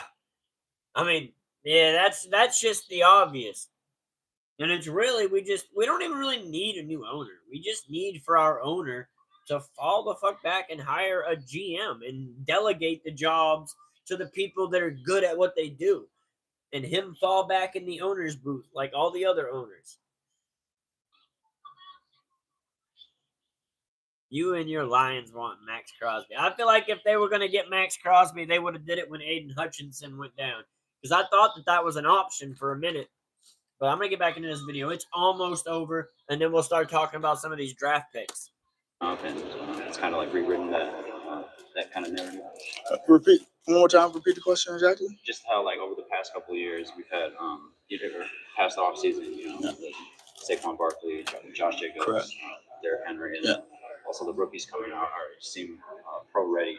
Is it rewriting kind of the narrative with the running back position and just how it's treated? Yeah, I think so. When you got veteran players like the Saquon Barkleys who are having incredible seasons like they're having, and then you're having some of the younger guys like the Jameer Gibbs of the world that are coming in and making an impact. Bijan Robinson's just Well, we don't know a who couple their examples. free agencies are that are I think it's leaving. extremely promising, especially at the running back position, to kind of see the way it's trending. And they lost both offense and defensive coach. All right. So that Derek Foster interview is over. What did you have here?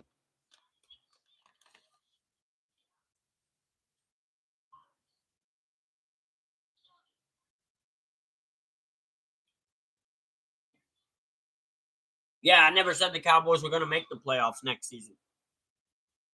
I said I feel like it could be close. I said I don't make season predictions until the preseason. I said I feel like it could be close. But I feel like what the season does is the season gives us hope as a stepping stone for the future seasons. That's what I said. I didn't say we were making the playoffs. What up, Liam? What it do? What it do? Shout outs to you. All right, so we got Daniel Jeremiah's top 50 2025 NFL draft pick rankings 1.0. When was this produced? It was made January 28th. Why is this? I got to find a newer one. Like, I'm pretty sure that's a month ago. We can't do one that was from a month ago. That just ain't happening.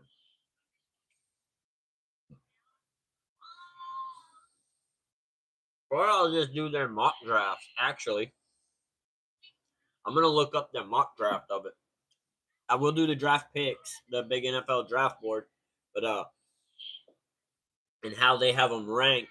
But I also want to do like where people have certain players going. PS6, 225.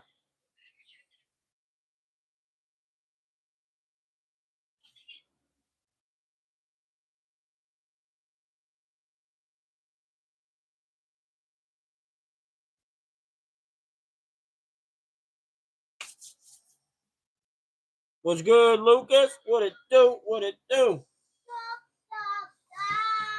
I hear you, brother.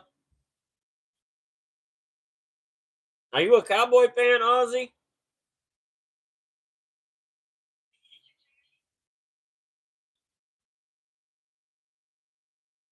Welcome back, Lucas. Where you been?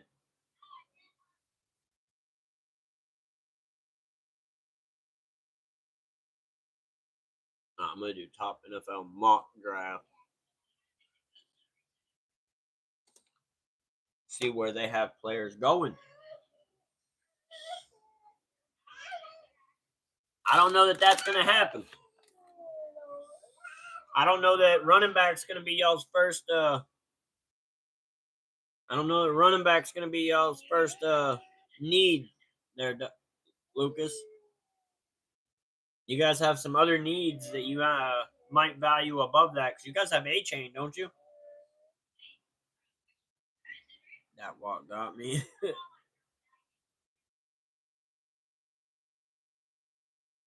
Hell yeah, that's what's up, Ozzy. I like what the Cowboys are doing as far as letting Schottenheimer bring in the coaches he needs. And I like some of the coaches that he's brought in. Some of them I don't really know very well, but I like some of them. I think that could be a very good coaching staff. If they let Shoddy also pick the players that he needs to fit the vision, that'll be something different that the team hasn't done before. But, yeah, we need a lot.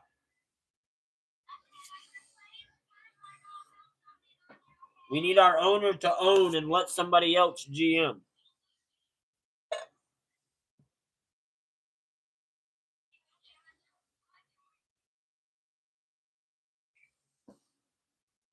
Honestly, Messi, if I'm trading up,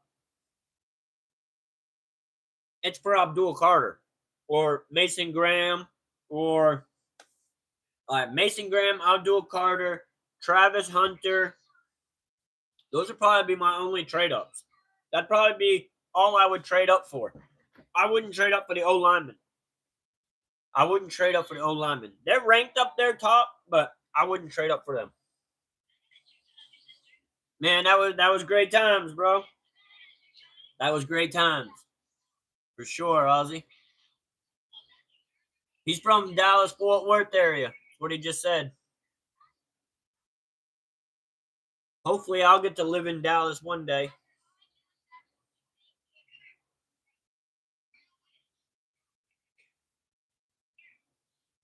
I was upset, Tyler. I was upset with the original hire of Brian Schottenheimer, but seeing what they've done since then, I've really kind of come to like it. I like that they're letting Schottenheimer bring in his own coaches. I like the coaches he's bringing in. Cowboys also haven't had a full coaching turnover like this since the early 90s. We've always had holdover coaches that we've made the other new coach come in and work with. We've never brought in almost a whole new staff. So that's different. We haven't seen this since the 90s. And they're letting Brian Schottenheimer pick his own coach. And he's got a vision that's run heavy. The emphasis is on run heavy, culture, be vicious and physical. That's the mantra that they're building right now. If Jones let them pick the players that they need to fit this vision and system, I think we can do good things. But so far they're talking right and they're acting right. We'll see when it comes to as far as picking the players, because that's where it's going to matter, because the coaches don't cost a thing on the salary cap. The players do. So that's where the Jones, I feel like, are going to try to put their stranglehold back on the team. And if they do that, then we're going to see the demise of the Cowboys like we did last year. If they allow this coaching staff to do what they're supposed to do and let them delegate their jobs, I feel like we can actually do something. Otherwise, it's going to be same old, same old. You want to get that Jeremiah guy? I hear you.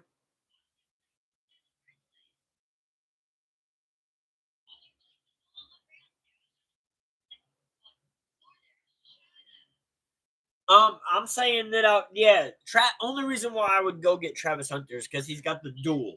He can be offense and defense. Now, I think he's mostly going to be a cornerback. I think most teams are rating Travis Hunter as a cornerback. But because he can play offense, that gives a little more emphasis for why I would trade up for him. But really, I wouldn't. Otherwise, I wouldn't even trade up for that position. That's a position that I feel like is going to be a day 2, day 3 pick. I really feel like Cowboys' first 3 needs in the draft need to be defensive interior, they need to be running back, and they need to be wide receiver. I think those are the top 3 needs that the Cowboys need to go attack in the first 3 rounds. After that, cornerback, safety, O-line, stuff like that, we can find and pick. I think that the O-line is tricky because what we're going to do with our O-line is yet to be seen. We don't know who we're keeping. We got 2 brand new guys. Last year, we took a tackle in the first round. He played all right, but it just we were spoiled with Tyrone Smith. So he wasn't that for sure. Whether he gets better or not, I don't know. He was originally a right tackle that we moved to left tackle. I feel like that they could easily, I don't know if they're keeping Steele or letting him go. If they let him go, I feel like they're going to probably move Tyler Smith to left tackle and Guyton back to right tackle where his natural position is, and then be looking for a guard position. Now have Brock Hoffman and Cooper Beebe. I don't know. We have a Chuma Adoga. I don't know. It's hard. It's really too early until we start seeing the pieces that we start picking up.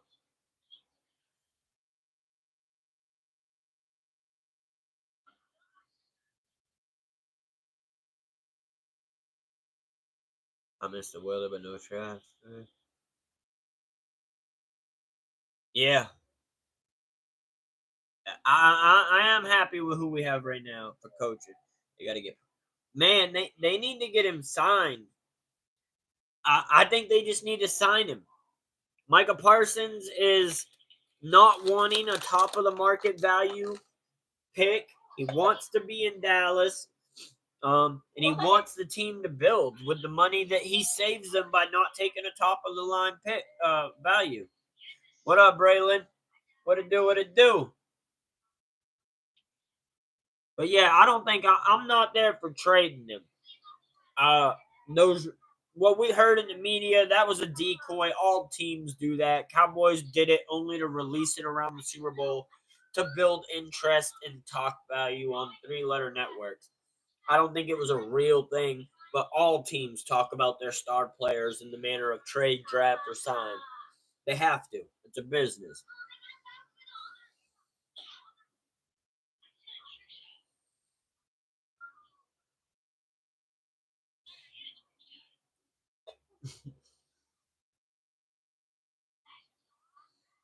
But all right. So let's see. Let me go draw. All right, so we'll do the 3 days ago, Daniel Jeremiah's 25 NFL draft mock draft. NFL Network's Daniel Jeremiah dropped his mock draft 2.0 yesterday. We're going to take a look at it today. And all right, I'm not going to really want to react to somebody else reacting to it. So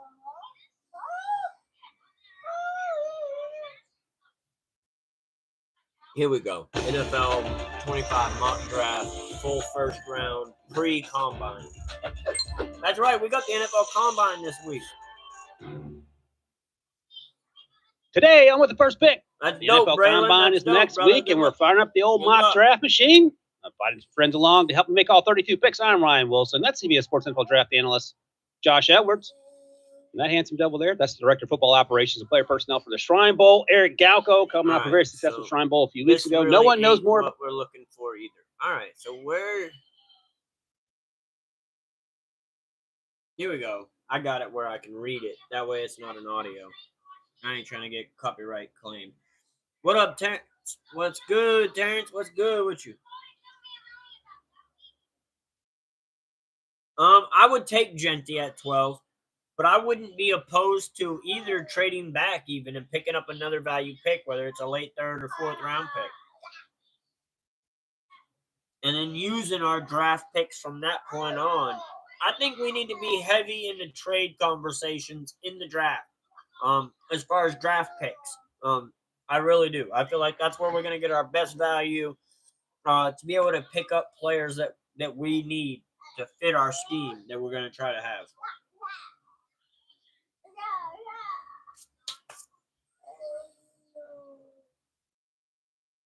All right, so Daniel Jeremiah's 25 NFL mock draft 2.0. And then this was produced February 18th, so 4 days ago.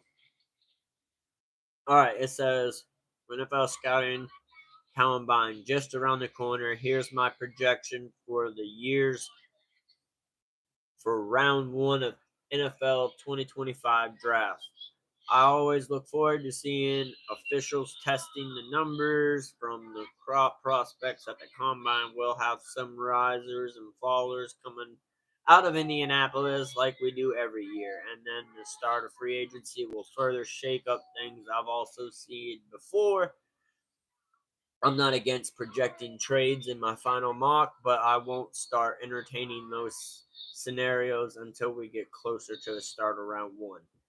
So round 1, Tennessee Titans, they have Abdul Carter going number 1.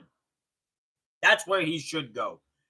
Abdul Carter is number 1. I'm doing great, Terrence. Hopefully you're doing just as well. Yeah, they're going to. I think they're just waiting for the start of free agency. But they need to get it done. You're right, Terrence. No, I don't think many people saw Abdul Carter going number 1 because I feel like everybody thought that they were going to take a quarterback. But they're projecting Tennessee to take Abdul Carter number 1. All right, so it says this Titans, the Titans have their share of holes to fill, and to decide to take the best player available in this year's class. They choose to find their QB of the future in next year's draft, is what Tennessee says. Tennessee says we're getting Abdul Carter, but we're going to suck enough this year that we'll get a quarterback next year. What up, Call of Duty? What it do? Make sure y'all tap that like button too. Yeah, you say his name and it appears. Exactly. There he is. Yeah, some parts where I live, sketchy out work there as well. Just down the road. That's what's up. That's dope. I wish I lived right down the road from the Cowboys Stadium. All right, so pick number 2. Cleveland Browns have Cam Ward.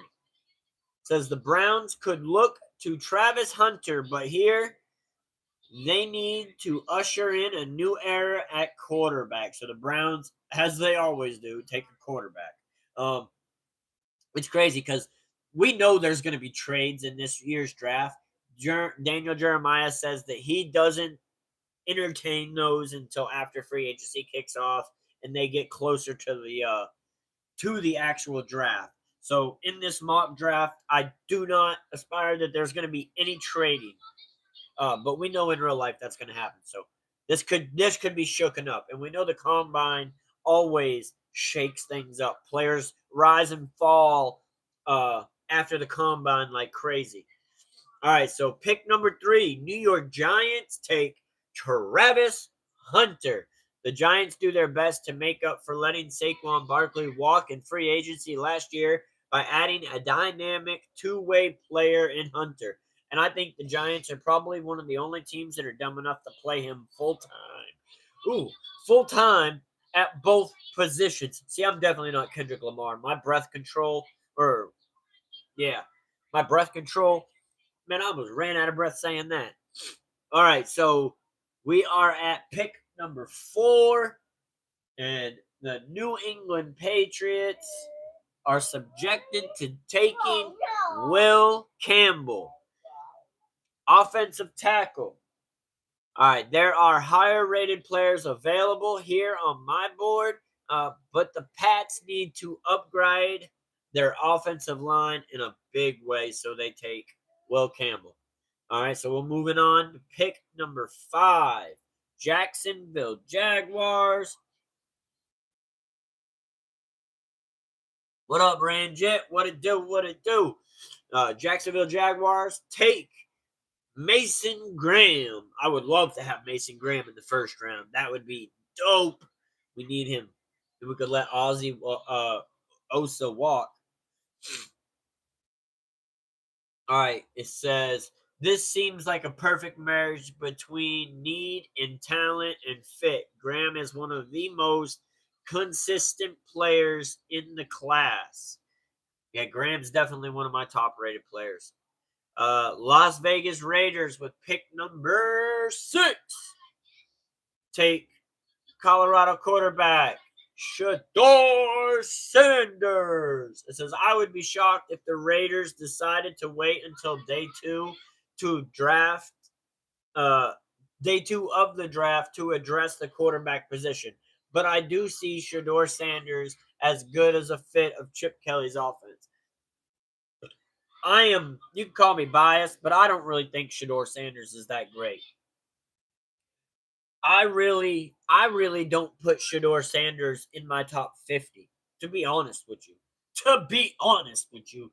Shador Sanders is not in my top 50. I think that's a reach. I think his last name has helped push him, but I think his in-pocket presence as a quarterback, No, I'm going through a Daniel Jeremiah's mock draft. But I think his in-pocket presence is scary. He can't feel the pressure coming. It's not good. It looked bad for him, in my opinion. It almost had me scared for the man. But all right. So pick number 7 of the NFL draft of 2025, the New York Jets take Penn State tight end Tyler Warren. I'm kind of announcing it like I am the draft, though. I'll say that. I am guilty as charged. But all right, it says the Jets ranked second to last in rushing offense last season. They desperately needed another target in the passing game. Warren helps improve them in both of those areas. Yes, I think they were talking about Tyler Warren like he was Gronkish, like he had some Gronkiness to him. Shout outs to Brian Broaddus. Shout outs to Vash Lombardi. They're the ones that broke down that, and they're where I'm getting that breakdown from. So shout outs to them. All right, so we move on to pick number 8. The Carolina Panthers take edge rusher from Georgia, Jalen Walker. I would love to have Jalen Walker. I think everybody's been really scared because of his injury, but I think he'll be great. Panthers have needs all over the defensive side of the ball. It could be an obvious trade down candidate if someone wants to make a move up the board. If they stay put, Walker would be a very versatile playmaker for them. He offers enormous upside as a pass rusher. I think Jalen Walker's probably one of the top-rated players in the draft if you take away his injury. What up, Kyle? What it do? What it do? Nobody's watching the draft. It's Daniel Jeremiah. I'm reading it. I'm not watching it. I'm reading it. Is Bama worse than Texas? In my mind, but I'm biased. I'm a Texas fan. All right, so pick number 9, the New Orleans Saints take an edge rusher from Marshall. His name is Mike Green. He's actually young, too. He's a junior. It says the Saints ranked 3rd to last in yards allowed last season, so they improve on that side of the ball. The new head coach, Kellen Moore, saw the impact of a dominant pass rush can have with the squad he had in Philly. New Orleans selects Green, a very polished and productive pass rusher. I don't think Kellen Moore thinks like that, but maybe Daniel Jeremiah knows Kellen Moore more than I do. I don't know. I don't know Kellen Moore, but I know I know his thought process for likeness anyways. All right, so now we are at pick 10 with the Chicago Bears. They take offensive tackle out of Texas. Hook 'em, baby. Kelvin Banks Jr. To the Bears, need to devote their offseason to upgrading the group playing in front of Caleb Williams. Banks has the skill set to play tackle or guard. Yes, sir, but he's a better tackle. Now we move on. Pick number 11. I don't like who they have the Cowboys taking. I can tell you that right now. I don't like 12 pick. If 12 pick this, I would not be that happy. I like him, but I would not be that happy. I would rather trade back than take that pick. But pick 11, San Francisco 49ers. Take cornerback out of Michigan, Will Johnson. Says Johnson is a scheme fit and his size will play well in a division featuring wide receivers built like power forwards. But I can tell you right now, the Cowboys at 12 pick, if they take Walter Nolan over Ted McMillan, I will slap the ish off of Jerry Jones' face. If they take Walter Nolan over freaking Ted McMillan, I will slap him in his face. Ted McMillan is available. Luther Burden is available. Ashton Genty is available. All 3 of those players should be picked over Walter Nolan for the Dallas Cowboys. It says Nolan is a very twitchy disruptor and could place Iggy Aduga in his departure in free agency.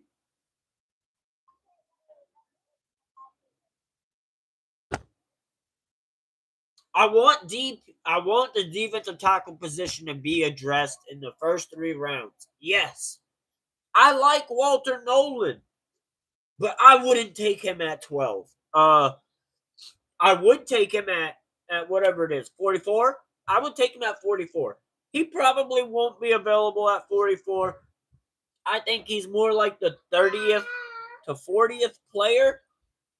I think he really should be around pick 36, 37. Pick 12 is too high. Pick 12 is too high. What up, True Raider? What it do? What it do? Welcome, brother. All right. So, on to pick number 13, the Miami Dolphins take offensive guard from Alabama, Tyler Booker. It says, Booker was a rock in the middle of the Alabama offense line, and he would provide a much-needed upgrade in Miami. They do need a better O-line in Miami. What gay stuff? What you talking about?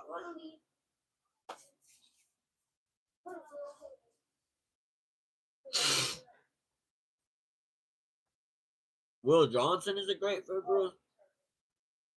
Nemo, come on now with that ish. My name is John Cena, and I'm in the Elimination Chamber. All right. We're almost about halfway there.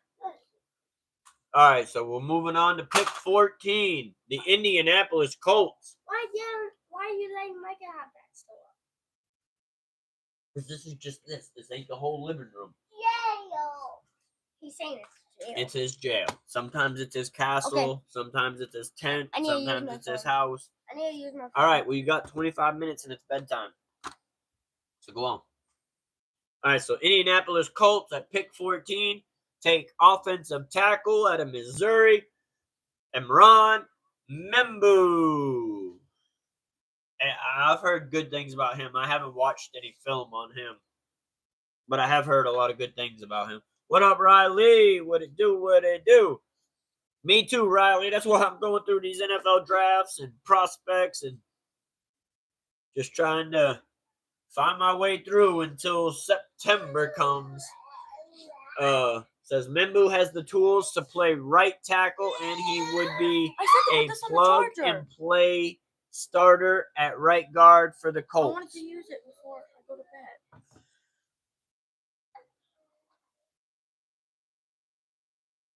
I didn't know it was dead.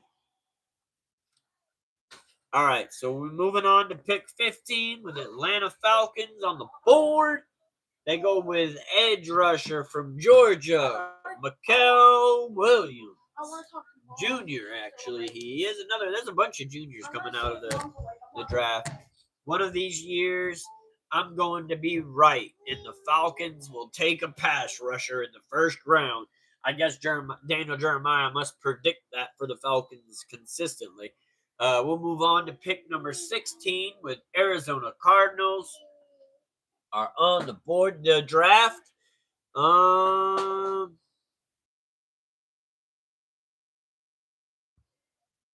I think it's in April, if I'm not mistaken. It's in April. It's usually right around my birthday. Hey, Dad, how long? I'm gonna try to, Sarah. I will try to be. Dad, how long is the live going on? Because I need to talk to you. When I'm done going through the draft prospects. Well, I want to talk to someone. Hold on one second.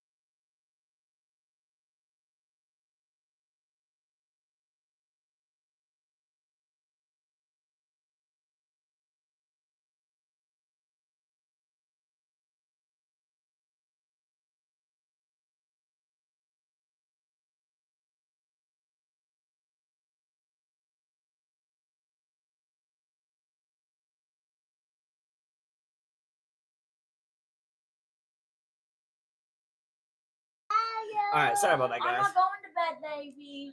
Had to speak to my daughter about something. All right, so pick 16, the Arizona Cardinals take junior defensive tackle from Michigan, Kenneth Grant. So Grant would immediately assist in the run game and has enormous upside. Like, I would probably take Kenneth Grant over. Honestly, I would take him over who the Cowboys picked, and they got him at 16. It says he has an enormous upside as a pass rusher. The hope is he will eventually develop into an impact defender in the mold of Dexter Lawrence. Okay, so they're trying to make him into a Dexter Lawrence. All right, Dexter Lawrence is a dog. We got pick number 17, Cincinnati Bengals. And they go with a senior out of Texas. He's a cornerback. His name is Jahai Barron. I'm sure the Bengals would consider a defensive tackle here, but Barron is too good to pass up. Also, there will still be talented defensive tackles available when Cincy is back on the board in round 2. They do need defense in Cincinnati, big time. They definitely need Cincinnati. They definitely need some defense. All right, so we go pick 18, Seattle Seahawks. They're going to take a senior out of North Dakota State. He's an outside linebacker, Gray Zabel. Oh, no. Interior offensive line. My bad. I read that wrong. Has a 5-position flexibility on the offensive line and could start at one of the interior spots day one. He was dominant at the Reese Bowl. So he dominated one game, and now he's going to be a starter. Let's go, says the Seahawks and Daniel Jeremiah.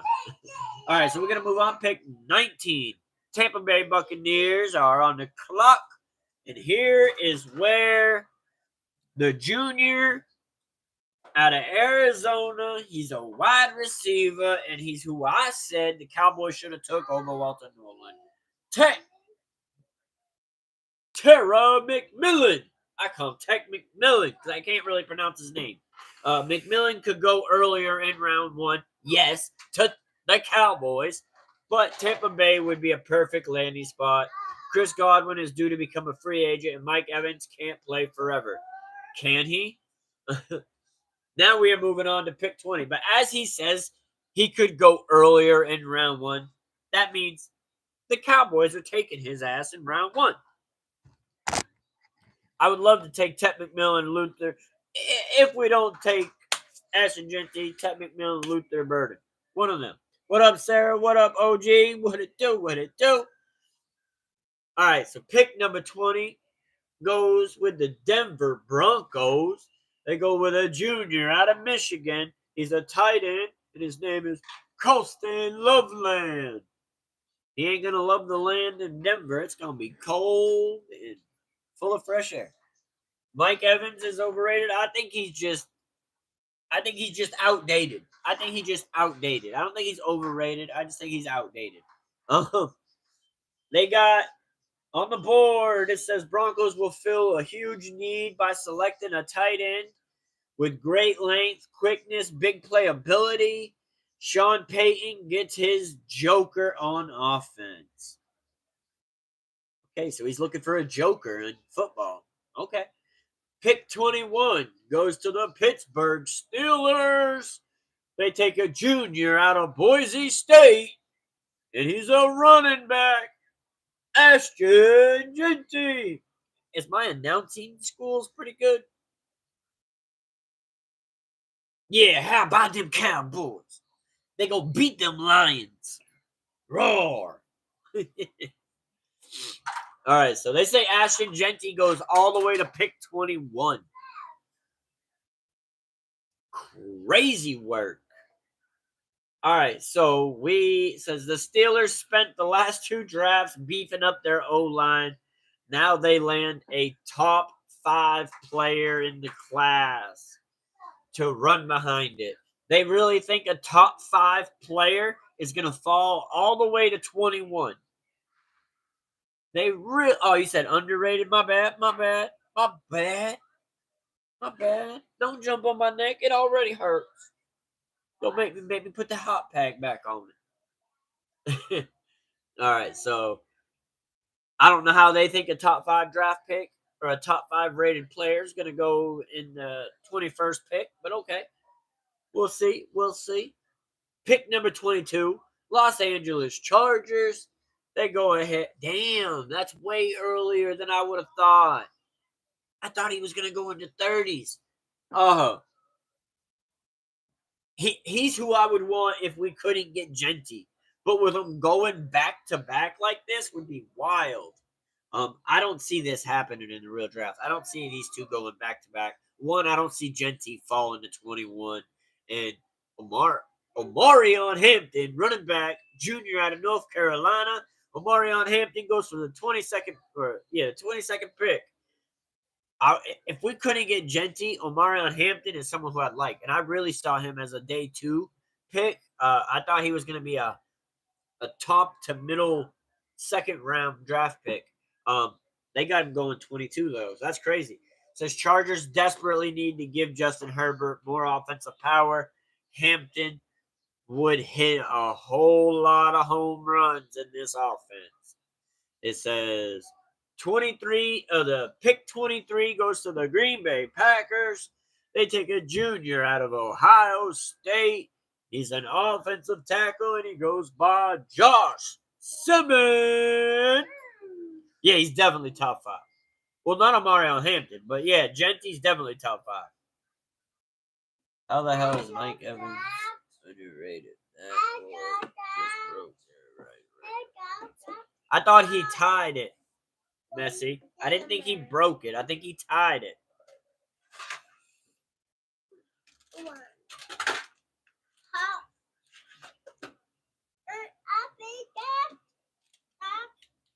It's not about being fast. Look at how long he's been in the league. There's a reason for it. Most receivers that aren't good don't last long. Antonio Brown didn't last longer than him. Shit. Calvin Johnson didn't last longer than him.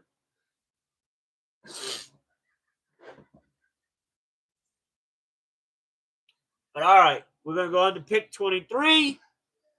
Oh, and I just did that. Josh Simmons. All right, Simmons is coming off of a knee injury, but he is as gifted as an offensive lineman in the class. He also has the tools to play multiple spots on the O-line, something Green Bay has always valued. All right, so pick number 24 goes to Minnesota Vikings. They take a senior running back out of Ohio State, Travion Henderson. See, this is crazy. I would not have thought that he would have been a first-round running back. Man, I do not see 3 teams taking running back in the first round. I just don't see it. I think that's kind of something that doesn't happen. Most teams don't value running. I mean, I guess they are now because of the last 2 seasons, but that'd be crazy to me. It says the Vikings have had an up-close look at what a dynamic runner can do for an offense that also features a loaded passing attack. Jamar Gibbs in Detroit. Minnesota finds its own running back weapon in Henderson with Aaron Jones headed for the free agency. All right.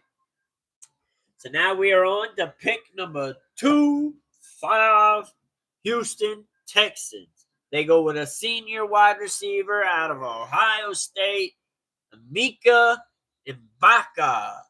I'm probably butchering that name. It says C.J. Stroud gets to reunite with his college teammate Ibaka. Professionalism and dependability would be a perfect fit in Houston.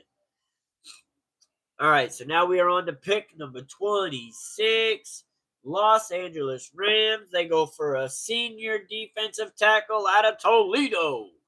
His name is Darius Alexander.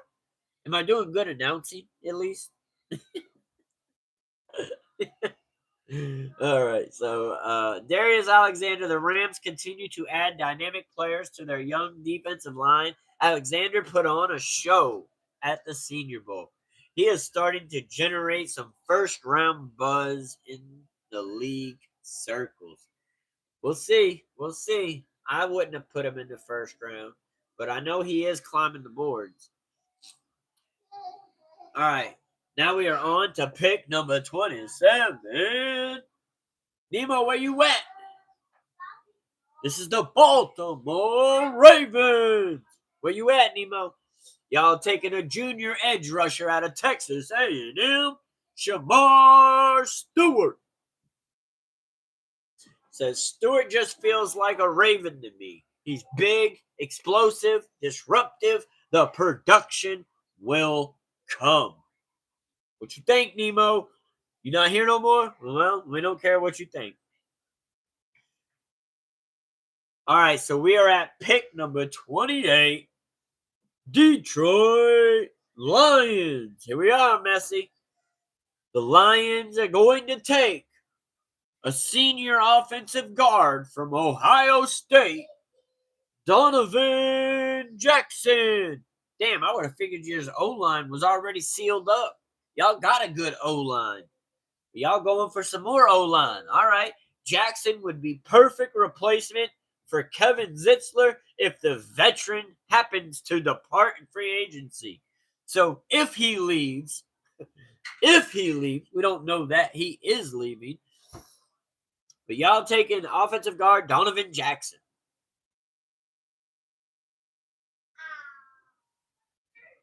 That's what it says you're taking.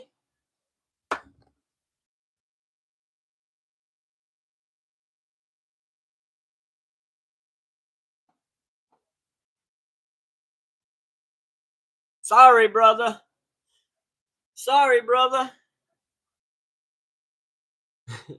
All right, so we're going to go to pick number 29. Washington Redskins. They take a junior linebacker out of Alabama, Jahad Campbell.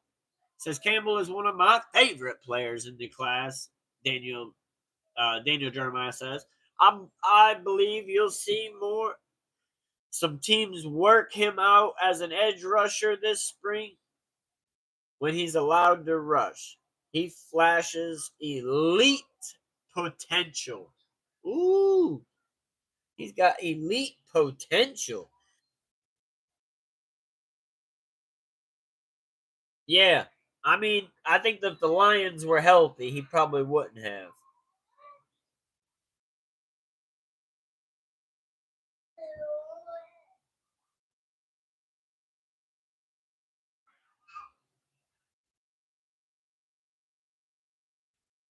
But that's what they did in the Super Bowl. Noah.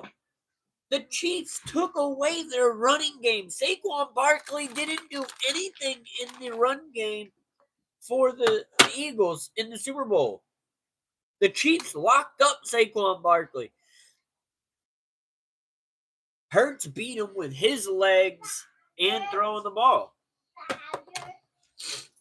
But we are on pick number 30. Buffalo Bills. They go with a junior wide receiver out of Texas. He goes by the name Matthew Golden. He says the Bills have a need on defense, but this is strictly a value play.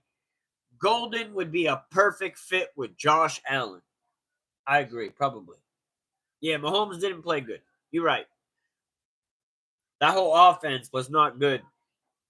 All right, so now we are at pick number 31.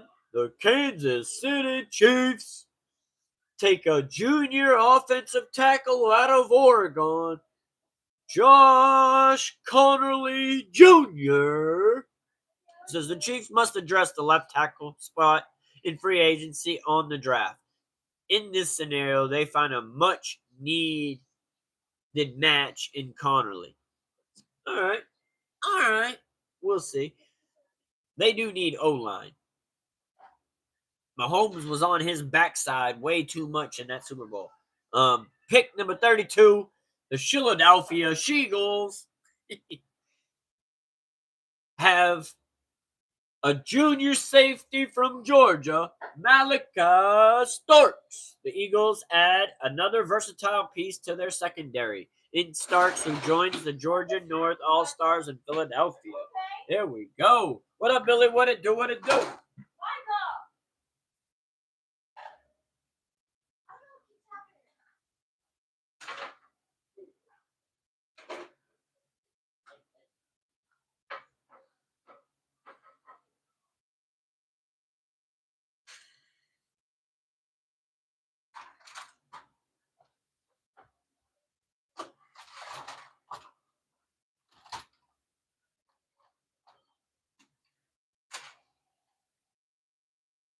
Micah, it's not the time to take all this out. Come on, baby. Back up. Come on.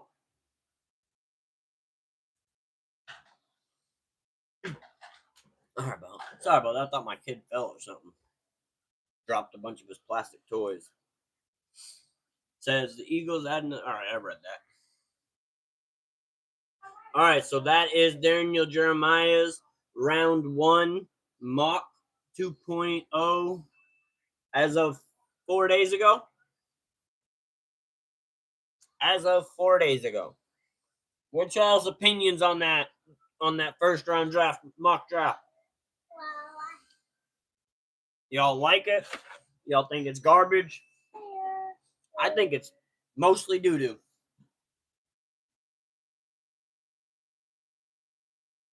I think that was not a very good. I don't think Daniel Jeremiah did a very good job there.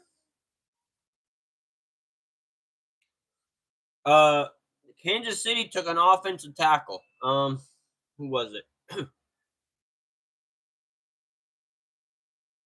Josh Connerly Jr., Oregon offensive tackle.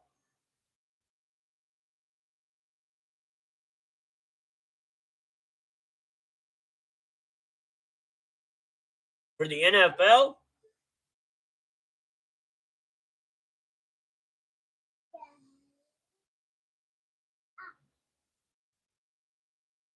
I really wouldn't put them in any specific order, but Joe Burrow, Josh Allen, Lamar, Mahomes. I really think after that, you're in a whole different tier, though. You could almost put anybody in that last position. So for me, it's really a top 4.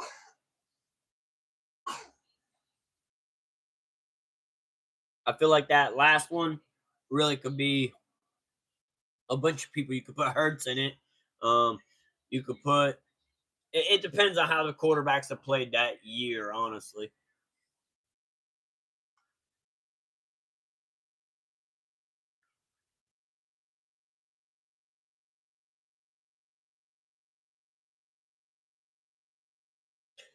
Jaden, I just ain't going to rank him. He's just still too new to the NFL. I give rookie quarterbacks 3 years before I rank them.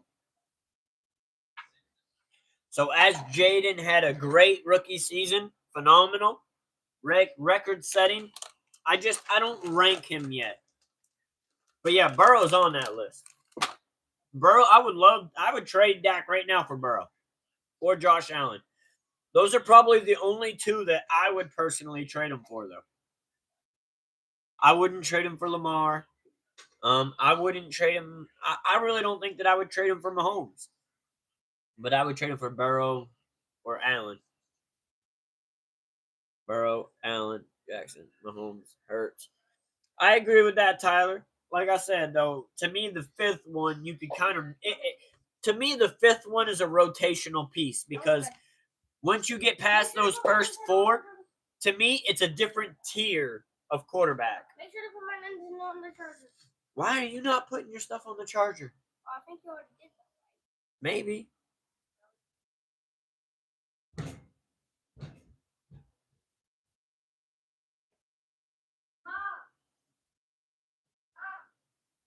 How much research you do for your kids?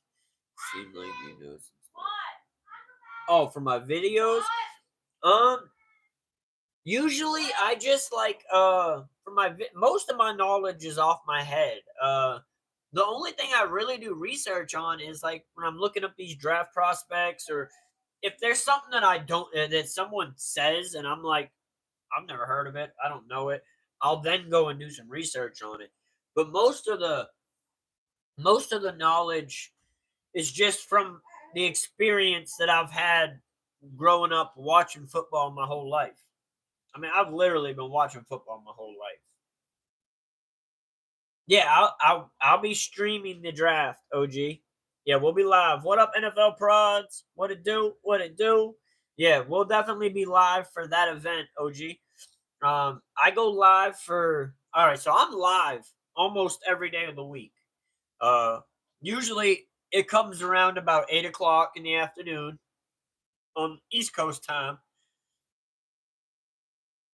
Yeah, I mean Purdy's he's a bus driver. Purdy's a bus driver. I was saying that back then. You can't say the Dolphins. What do you mean?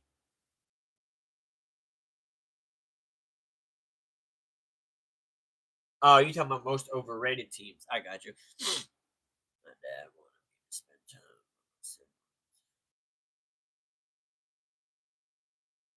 Hey, I would take Ashton Genty at pick 12. Daniel Jeremiah has us taking Walter Nolan, which I think would be a bad choice. I hear you, NFL. Well, welcome back, brother. Welcome back. What up, Walt? What it do? What it do? But yeah, so like my schedule, if you're newer here, Mondays I do WWE Monday Night Raw. Tuesday I have the Royal Raw Sports show. That's what we're on right now. Tuesdays is the Royal Raw Sports show, and then Wednesday I take that day off. I'm not live on Wednesdays unless there's some breaking news. Thursdays, I'll do the Royal Raw Sports show on there where I'm talking football. And we're just going through, unless it's the NFL football season, then I'll be streaming a game on Thursday night. Friday, I do WWE Friday Night SmackDown. And I'm live for that. Saturdays is Royal Raw Sports Talk Show. And then Sundays is football. So yeah, man, we do lives almost every day. For WWE and football, I do so many live events. During the football season, I am live literally from 1 o'clock in the afternoon until 11 o'clock at night, watching 3 games of football. I picked 3 games that week. Obviously, the Cowboys are always going to be one of them because I do every Cowboy game. And then throughout the week, I pick the 2 teams that have the best records, and I watch those games to try to make it, unless there's an obvious game of the week. But that's kind of how I pick the games that I watch. I'll usually pick, like, say if a team is 9-0 and another team is 2-9. I'm not going to watch that game because that's going to be a blowout. I would rather watch the game where there's 2 5-4 teams or 4-5 teams, because both teams have to have a better record. I'm going to try to find the more competitive games to watch when I'm watching games that aren't Cowboy games. So, what up, Alyssa? What it do? What it do? You out, Sarah, man? Have a blessed night, girl. We're going to be hopping off here too soon. But yeah, y'all have a blessed night. But yeah, that's how I pick the games that I do on Sundays. And then Thursday during the football season, I come in from halftime on. So I don't do until 9:30 on Thursdays. I come in at 9:30 and I do from halftime on the Thursday night game. And on the Monday night game, when wrestling is over, I do jump over to football. So after wrestling ends on Monday, I go and watch the end of the football game. So yeah, we will, during the football season, we're going to be live and bumping, and we're going to have, the crowd will be much higher in the chats, because at least based off of last year, we were having 50, 60 people in the chat during the football games. So hopefully we get back to that once the season died down. So did the numbers on the streams.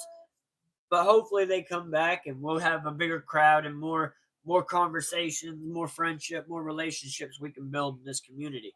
And it can just continue to keep growing and flourish, and as well as y'all can also continue to keep growing. Because like I said, if the community gets bigger, your community will also get bigger, because I'm going to push that y'all support each other. That way we can all stay close and we can watch this thing go as high as it can go. You know, the sky's the record. The sky's the limits. What up, Justin? What it do? What it do? I'm the friendliest person in the chat. Yeah, Carnage. Carnage, the gatekeeper, always friendly. The gatekeepers are always friendly.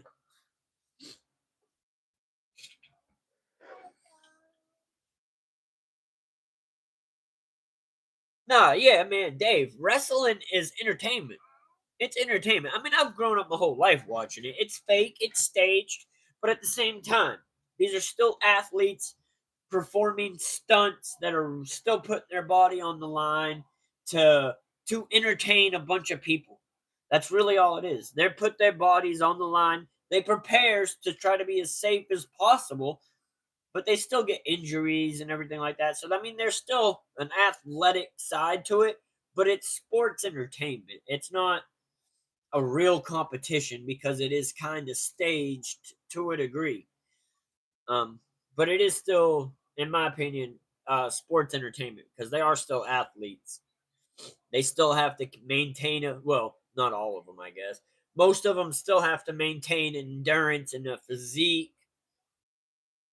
Who should the Vikings in this pick took on Trayvon Henderson, Ohio State running back, Justin, in the draft that I just did.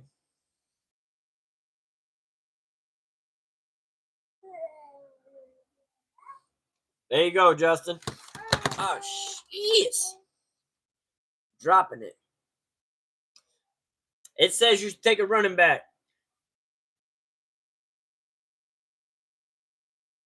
Yeah, exactly. Exactly, Billy. Like, you can prepare as much as possible, but you can't control. Once you jump off the top of a cage, or once you jump off the top rope to the outside to go through a table, you can only stage so much. Not much. We just chilling. We just chilling and kicking it, man. If y'all just tuned in, please make sure y'all tap that like button. You came in here at the back end of the video where we have already gone through the coaching interviews, and we've already done the first round of draft. If you have a team and you want me to tell you who they picked in this first round of draft, let me know and I can re-show you who they picked.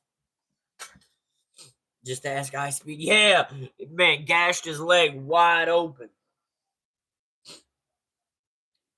In the WWE, selling is good. You want to sell. You have to know how to take a bump and give a bump.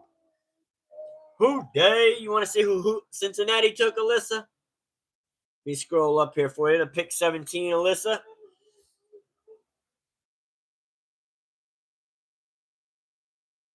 Did you see it, Alyssa? They said we took Walter Nolan.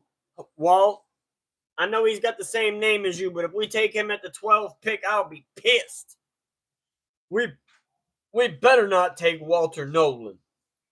They had Aston Genty, Ted McMillan, Luther Burden. They don't even have Luther Burden going in the first round. To me, that's wild. Steelers, please. All right, yeah, I'll get you.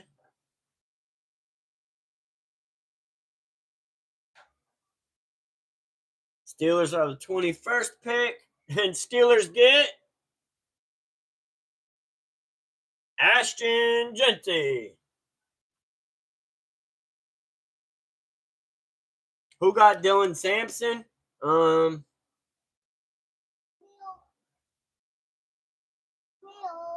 don't know that he went in the first round. Yeah, he didn't go in the first round. Dylan Sampson didn't get in the first round. Yep, no Dylan Sampson in the first round. I just scrolled through again to make sure. I hear you. I hear you. Yeah, we'll be doing more of these as the off season progresses and we get closer to the draft. I was gonna talk about the top 100 players a little bit, but we'll save that for the next video. Maybe I'll do that tomorrow since I don't have a game I'm doing or anything. Maybe tomorrow we'll hop on for an hour or so and we'll talk about the top 100 players. If not, that'll be Tuesday episode. That'll be the Tuesday episode because normally I am trying to add more. I'm trying to be more consistent on doing more days each week. I got to give myself at least one day a week for my family and everything. But I'm trying to get this thing growing and get this community growing. Yeah, I'm still live. We're gonna be hopping off here soon, Nemo. You want to see who the Ravens took, Nemo? Since you missed it.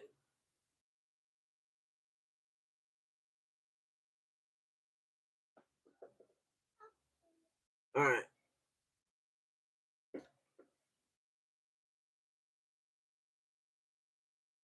There you go, Nemo. There's your team, brother. Y'all took Shamar Stewart, Texas A&M.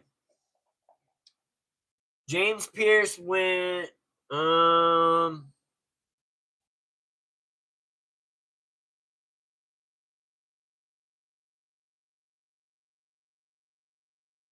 I know I read his name.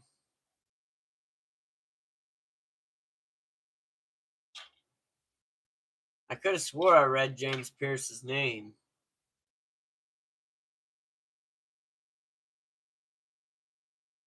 No, I guess they didn't give James Pierce the go ahead in round 1. I guess they didn't put him in round 1. Man, they have 3 running backs going in round 1. They have a bunch of defensive tackles. Come on, Noah, with the spam. But yeah. So yeah, I'll probably hop on and do a live tomorrow. It won't be nearly as long as this one. But yeah, we'll talk about some of the draft prospects, not all of the top 100, but some of the top 100 draft prospects. We'll go through and talk about them. I'll probably be on a little bit earlier tomorrow. I'm not going to wait until 8 o'clock. It may be like a 5 or 6 o'clock, maybe even earlier. Just look out for it. I'll definitely,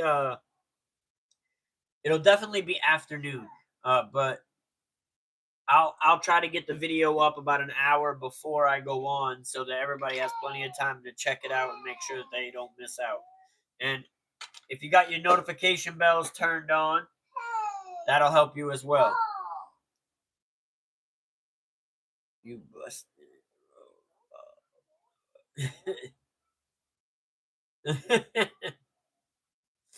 I ain't worried about it. I ain't worried about it. But man, y'all have a blessed night. Make sure if you haven't, you hit that like button for your boy. Check us out tomorrow. Ryals Sports Show. We are here and we are ready to go. I'm Ryals. Y'all have a blessed night. Make tomorrow great on purpose. Treat everybody right. You never know what anybody